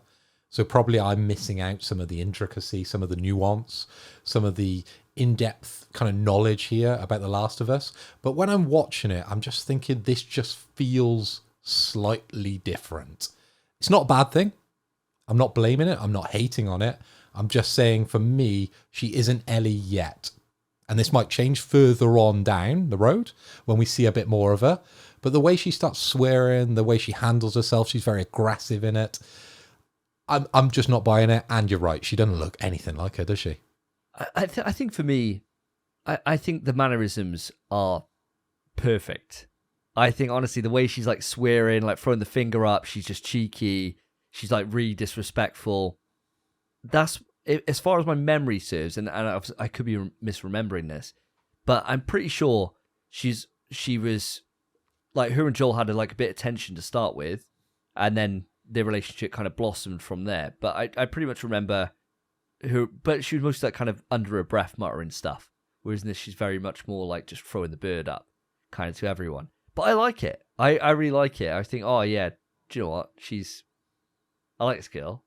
She's just full of fucking fire, mate. And she might have the forehead the size of Texas, but she's doing a great job. I think she's doing a phenomenal job, and I couldn't think of anybody else filling those boots. And Pedro Pascal, the Mandalorian himself, oh, what a beautiful man he is. And he's killing it. He's absolutely killing it. And let's not forget Tess. And Tess's actor is... Has anyone got a Google on this? Not a clue. I don't have a fucking clue. Nothing else to do. So that's all ask Google. After a quick Google, Anna Torv is the actress. I think she did a great job.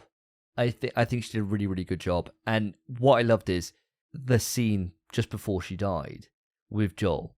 Yeah. Where she's like, that's not my home. It's not my home. And kicking back and really putting in an extra little bit of, just do this for me. Just please do this for me.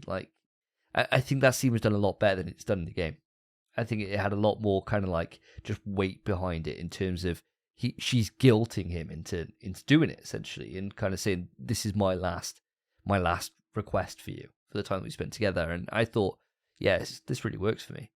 I'm fairly certain in that scene, other than 3 lines, it's 1-to-1.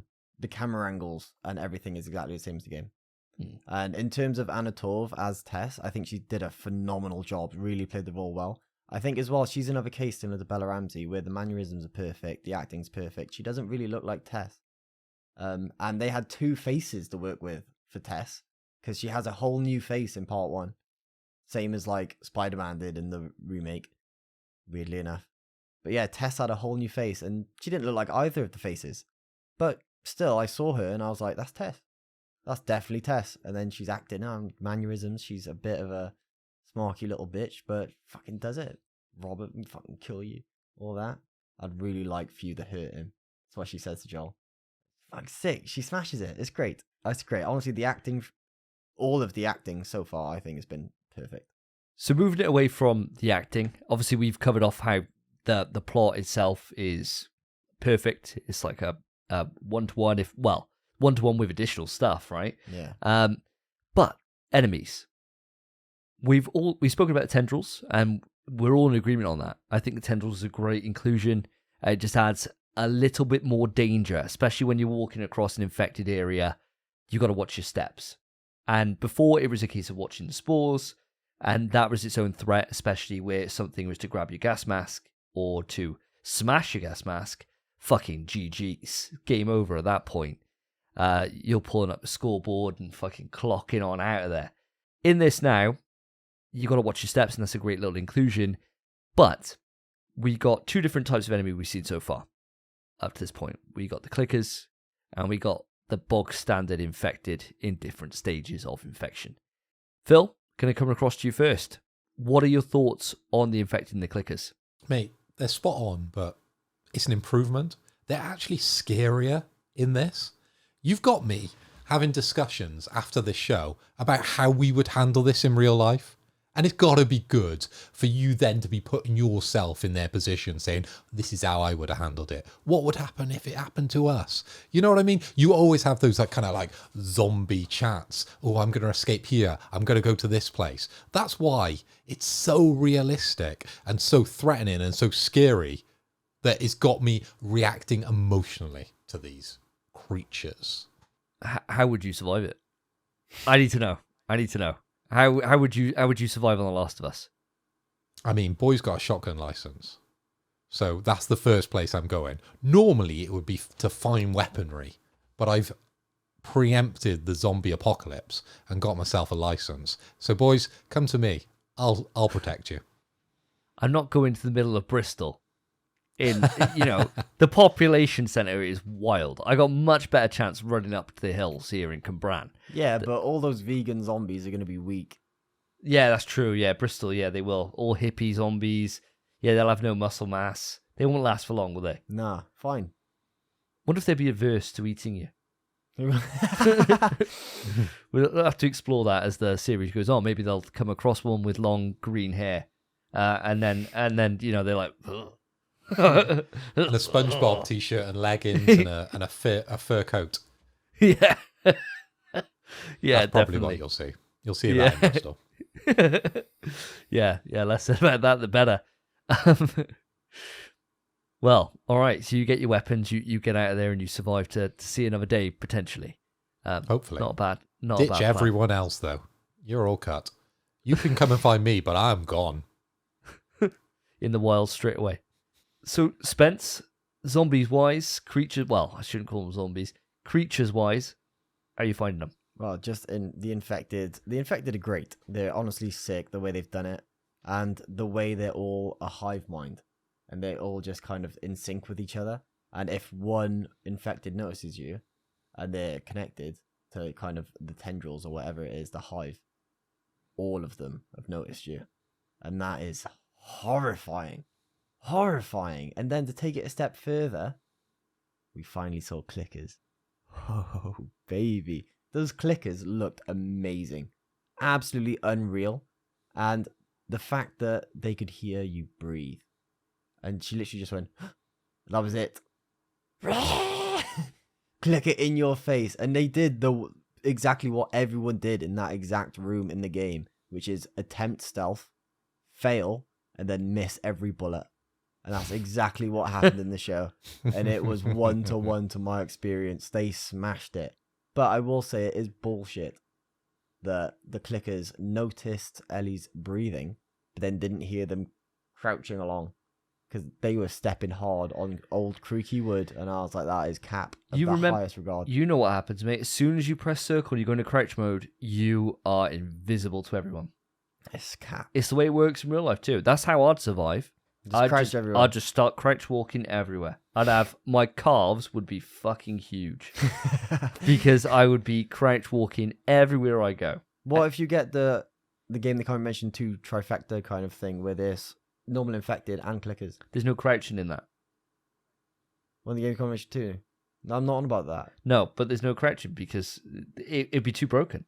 Because you could just crouch past everyone. Because I'll just crouch. You know, any game is crouching. Invisible to the eye. Not to a normal infected though, just clickers. Nah, everyone. They can't see you for shit. It's crazy. You just crouch, and they're all looking at this level, aren't they? At eye level, and you're crouching underneath. Yeah, you're crouching underneath. No idea, and that's how I'd survive. That's my plan. And when I die day one, when they obviously notice me crouch walking up to them, they're like, why isn't he running away? Why is he crouch walking away, staring back at us? Obviously scared. He's pissed his pants, but he's still crouchful. He's still committed to it to the bitter end. Oh dear God. Yeah, the enemies, I think they've done a fantastic job so far. It makes me extremely excited to see the bloater in the gymnasium. Mega excited for that, and I'm so curious as to more about the tendrils, especially with how Tess dies in this show. With the fucking thing happened. It was disgusting, but it was sick. So cool. I'm keen. I just want to see more. The only thing I would have done if I was Tess different in that situation, right? Grab that grenade. I thought you'd just say shut your mouth. Well, that, but yeah, she just let it happen. Maybe she bite saw him it. coming and went. Yeah. I was like, I don't know about this. She was a little intrigued, wasn't she? She just went She for was it. keen, bro. She was keen. Maybe it felt good. No. It's the apocalypse. It might have been a while. It's the last time. Yeah, it's the last time. Might as well go for it, right? I would have personally grabbed that grenade, just fucking Let it rip. pulled it, let it rip me. Yeah, 100%. I know they all went off in the end anyway because she got the lighter working, but I would just and just exploded myself, and you're done. And I would have probably You'd done that also straight want away. to say something cool as well, wouldn't you? Like Yeah, she you just would. went, Yeah, see you later, suckers. Just something, No. Just, yeah. You could. It could have been like, hasta la vista, baby. oh yeah, I something don't like know that. one. Or you could be like, it's time to let it burn.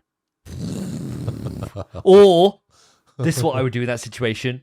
Lighter goes out and you go, flame on. Boom! As it hits. That's what I would do straight away. And then you go, oh! Ah! Oh, one weakness. I'm not the Human Torch! That's what I'd do straight away. 100%. That's crazy. Yeah. What's your thoughts on the enemies, mate? Do you know, the tendrils are cool. I do like them. I still kind of miss spores, I'm not going to lie. Oh, yeah, same. I still kind of miss them.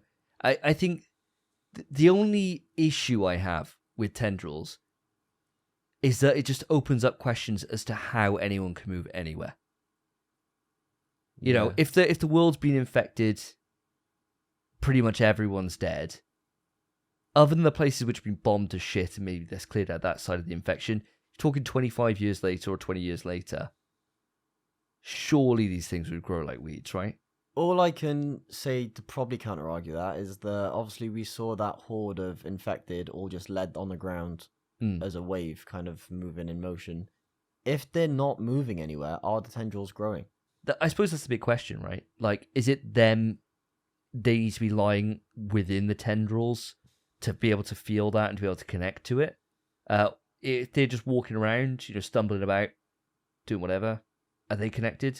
I wouldn't think so. I don't think that is the case. Yeah, I kind of hope not, because at least then it There's a makes chance. yeah, it makes sense. Is it a skin thing where they've got to actually touch the tendrils as opposed to the bottom of their shoes, potentially? Yeah, it's like Spider-Man. How does he stick to stuff with shoes on? I don't know. Doesn't Too make many sense, questions. Really. Too many. That don't need answers, really. Just accept it. Yeah, suspension of disbelief, isn't it? But I do like them, and I think the way that the infected look, before they even get to clicker stage, is sick. Sick. I love it. Yeah, I think they look perfect. And in terms of their movement and how when you saw at the start with the early infection, where they're like flying through stuff and they're like fucking, they're running like as if someone's taking over their body, right? Where they're not agile at all. They're like fucking it over cars and like stuff like that, and like launching over counters and just smashing into walls. I thought, yeah, this is great. Like I can tell that this isn't a person running. It's not like a zombie or something where, maybe they're a bit ambly. This is like as if something's just in their body controlling them kind of thing. And I really bought that straight away. In terms of the clickers, perfectly done. Literally perfectly done. They look terrifying. The sound they make is so iconic and just scary as shit. And in that situation, I am dead. Yeah. I'm dead. I've got nothing for it. The only thing I would have expected to see is a shiv. I thought the same thing. I thought he's bound to take a shiv and chuck it into the back of his neck, right? I thought a shiv. And She's throw the carrying ball. one at all times, though. Yeah. Ellie. She keeps playing with it. And I Yeah. thought she was going to use it at that point. That's what I thought was going to happen, because they preempted the shiv because she was talking about it a lot. They were like, oh, that's a nice knife you've got there. And then they cut. And then the next scene, they were in with the clickers. And I thought, this is how they get out of it. Because she's messed up. She's called them over. She got noticed. And then she's the one to save the day. But they didn't go down that route. No. And it's quite nice they subverted expectation, but I would have thought maybe when Joel got stabbed, I know there was a bit of shattered glass in the grate. He didn't use the glass, did he? To like impale them or stab them or anything No, he like didn't. that. He used he shattered some glass as a distraction, and that's all he did. I don't understand. To be fair, clickers. I think if you have a glass bottle in your hand, I think you're fine. I think you actually get out so easy. Well, they're just people, right? Other than they've got like extra stuff on their head to protect them. Yeah, But no, I just mean you just chuck a glass bottle over there. They fuck off, slide through. yeah, that's expertise though, mate. That's you've fought loads of clickers. That's their first load. But no, I honestly I can't fault them. I thought they were absolutely exceptional. And when you're talking about scenes that are upcoming and what you want to expect, I think this would be quite nice of what we're looking forward to before we bring this to a close, and maybe say about one thing we wouldn't mind seeing being turned into a TV show. The part I really want to see. There's that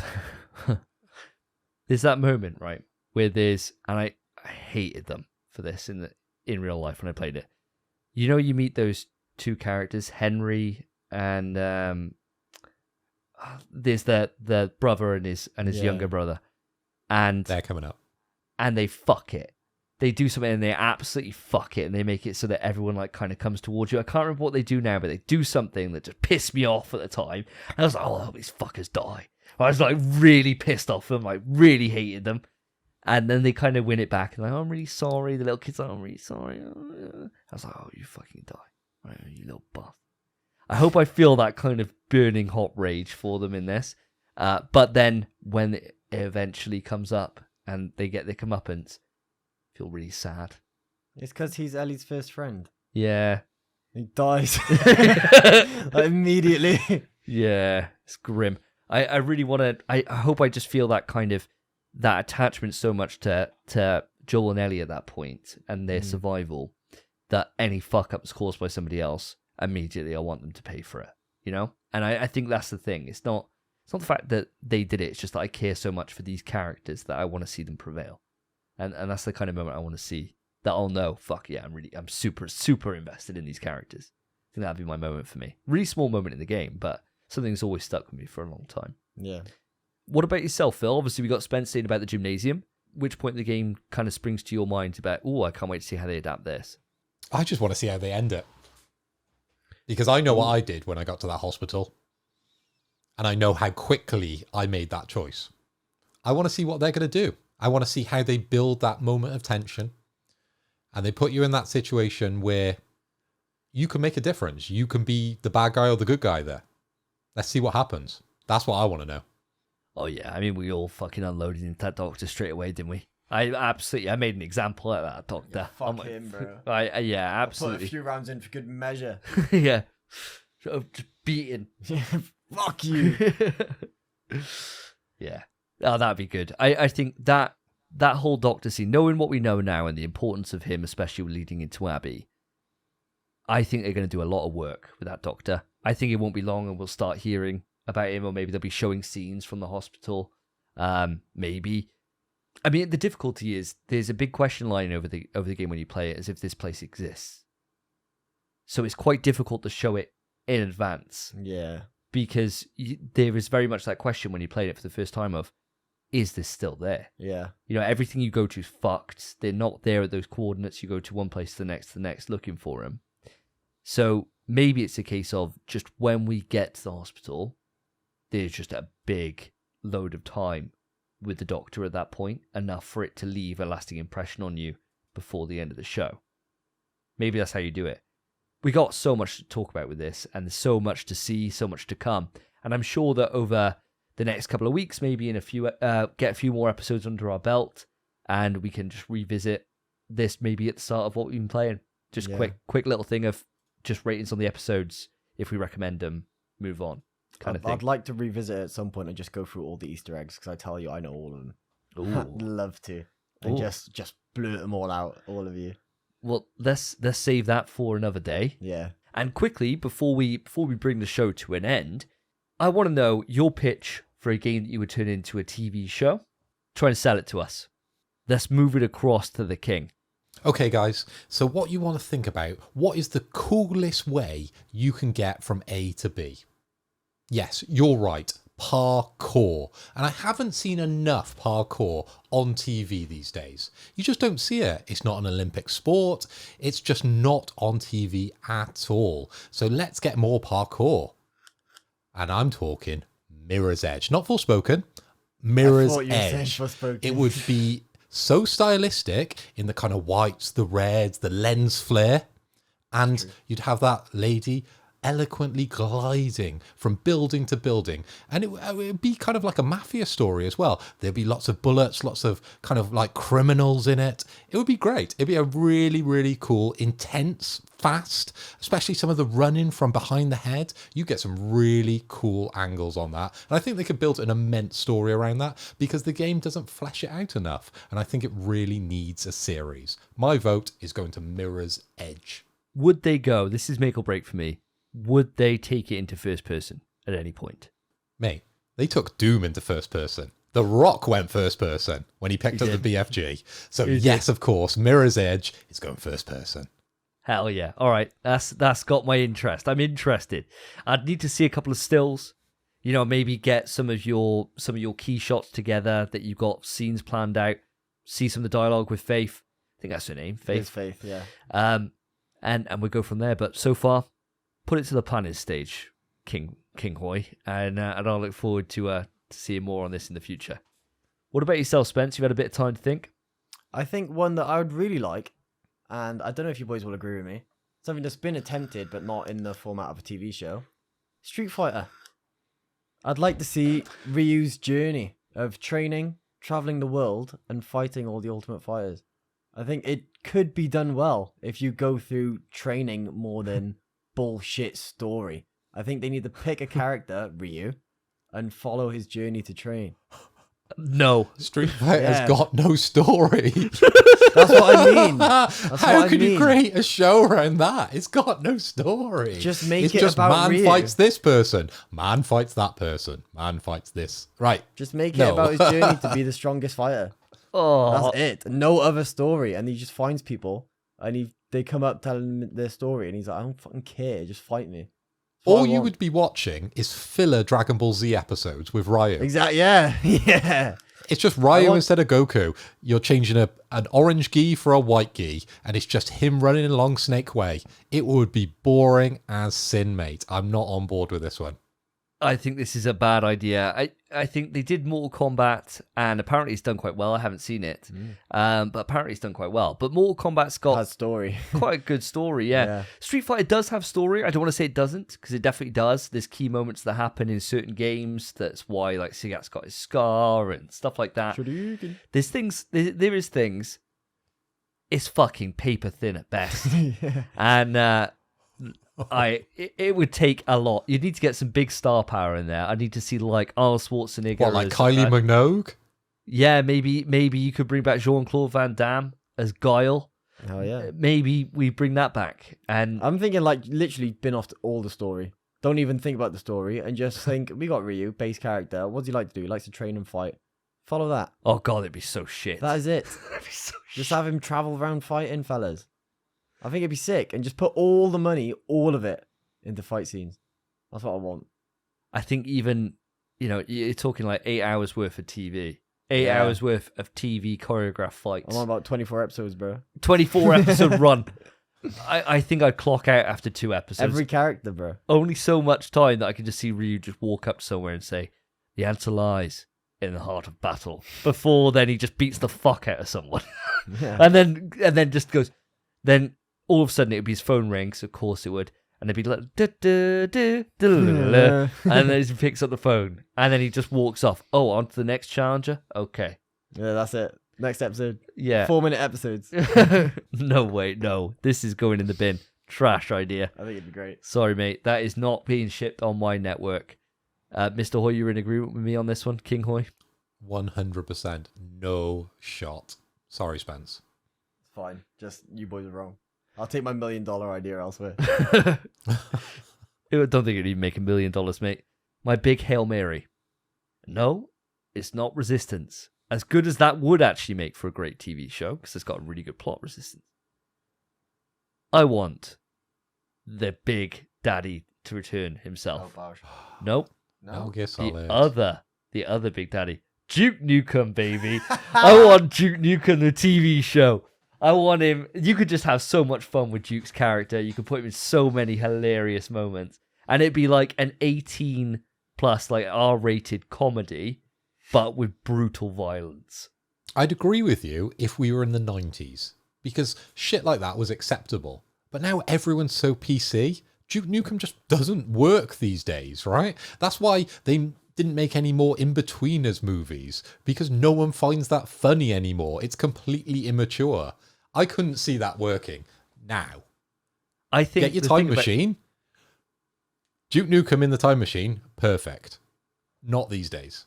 I think there's an audience there. I think there's an audience for people that know it's like it's towing the line, and they quite like that. And I think, you don't have to be like as sexist as he is. You kind of do. It's the character, right? It's the character. But I think you could just toe the line with it. And I think there's something there, especially if you make Duke out to be like a bit of a dickhead. It'd have to be. He's a massive douche. Yeah. Massive douche. Yeah, like, sure, he's getting all the girls and he's killing alien scum and he's saying one-liners. Smoking a cigar, drinking beers. There should be someone who's like, like, someone who's like proper straight edge character that plays opposite him and has to be with him, like a buddy cop thing.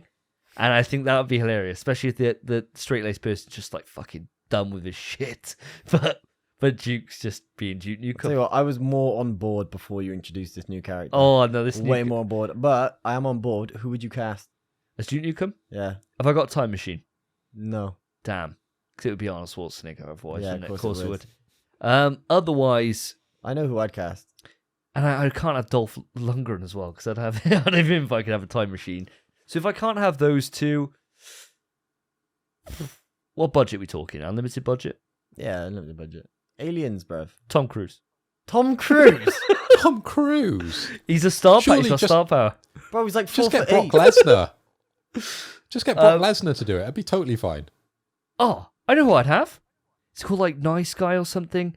It's Ryan Reynolds' film. Oh, You know the film I'm on about is though. it just free guy Free Guy. or something like that? Yeah. You know when he's buffed up at the end. Oh yeah. That That CG Ryan Reynolds. Yeah. Bond. and he'd be able to do the one-liners great as well. And I reckon he'd have a right laugh with it. But he'd have to just play more of a he's cooler than how Ryan Reynolds normally plays his guys. They're a little bit like just cocky or whatever. He needs to just take it to the next level. But yeah, like a Free Guy it for that when he's the big buffed up dude, and Ryan Reynolds. I'll tell you, my cast would be John Cena. Oh, that's even better. Yeah, Easy. that's way better. John Cena, John Cena. specifically after seeing his character in Suicide Squad and the show they did. Yeah, of him. Peacemaker. Peacemaker. Phenomenal. Brilliant. And if he could bring that energy in a Duke Nukem character, it'd be perfect. Oh yeah, that's. You can come on board with I this immediately project. thought John Cena would smash that. Yeah, he would. And yeah. you're like CGI Ryan Reynolds or Tom Cruise. Tom Cruise. Tom Cruise just for the star power. That gets people in. They're like, oh, I love Top Gun Maverick. He I'll watch this. exclusively does Mission Impossible films. Yeah. That'd be my thing. What about yourself, Phil? Are you on board with this? You on board with this Duke Nukem idea? I mean, now you've got the casting in place, I'm liking it a little better. But let me see if I can top trump you a little bit with my character from Mirror's Edge. So I'm going to pick Maya Jama. And it's just an excuse to say her name because she's one of the most beautiful women in the world. And it's the only reason I'm watching Love Island at the moment. Maya Jama. Can you imagine her jumping over buildings? Oof. Oh, The visceral. Oh. yeah. And she's The she's lovely beauty of looking. Maya Jama is she's from Bristol. Wait, that's right. Let's check who these buildings at. We got a real building here. It's a bloody giant. He's a giant. He is. Oh, bloody hell. It's going to take me at least a running start. Having a vape, man. That's your best accent you've ever done. That's a hop, skip, and a jump away, that. Oh, bloody hell, boy. Caw, he's a bloody giant one. What's your name? Faith it is, love. I'd dear. watch the fuck out of that. I'd love that. I'd love that. Absolutely I'd love love that. that. If she's Flames doing parkour, speaking like that, that's insane. Oh, love that. Who That can sign me argue up. with the Bristol accent? We've got a penchant for a Bristol accent, Mr. Davis. So, she's got my vote. Oh, I tell you what, that's taking it from the storyboard in straight to production. Chuck it in full season, please. 8 episodes at least. I want to see more of this. Core, is Gert Mackey that building? Right, so that has brought us to the end of episode 61. Listener, have you got any TV shows that you would like to see get made from video games? I couldn't get my sentence out then at all. Let us know. Write into the email, pswetrust@gmail.com. Reach out to us on the socials. They're all in the description of the podcast, but the one to look for in particular is @InPSWeTrust for our Twitter. If you've enjoyed the show, if you listened up to this point, then thank you ever so much. We really, really appreciate you. The king himself would be very grateful if you could put a like onto the video if you're listening on YouTube, and a subscribe, of course, to come back here in 2 weeks' time for our next episode, and individual shorts that we do put up from time to time from the episode itself. If you're on podcast services, make sure to go on, put the follow button, 5 stars. Really appreciate it. It helps us find a larger audience. And the most important thing, word of mouth. Tell your mates. Tell your mum. Tell your sister. Tell your brother. Tell your uncle. Tell that uncle that you really don't like because he looks at you strange when you get out of the shower. Tell him as well. He needs to know. This has been a monumental episode. It's an episode where Phil's wearing the crown and we've had to call him king. I don't really like it. But I've eaten that humble pie. Sire, it's been an honour to podcast with you. It really has. And my lowly squire, Spence Davis, always a pleasure.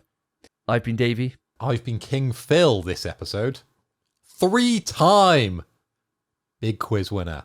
And I've been the lowly squire, Spence. Take care, guys. Peace. In PS We Trust is hosted by Davey, Phil, and Spencer. You can write into the show via our email, pswetrust@gmail.com. Our Twitter is @InPSWeTrust.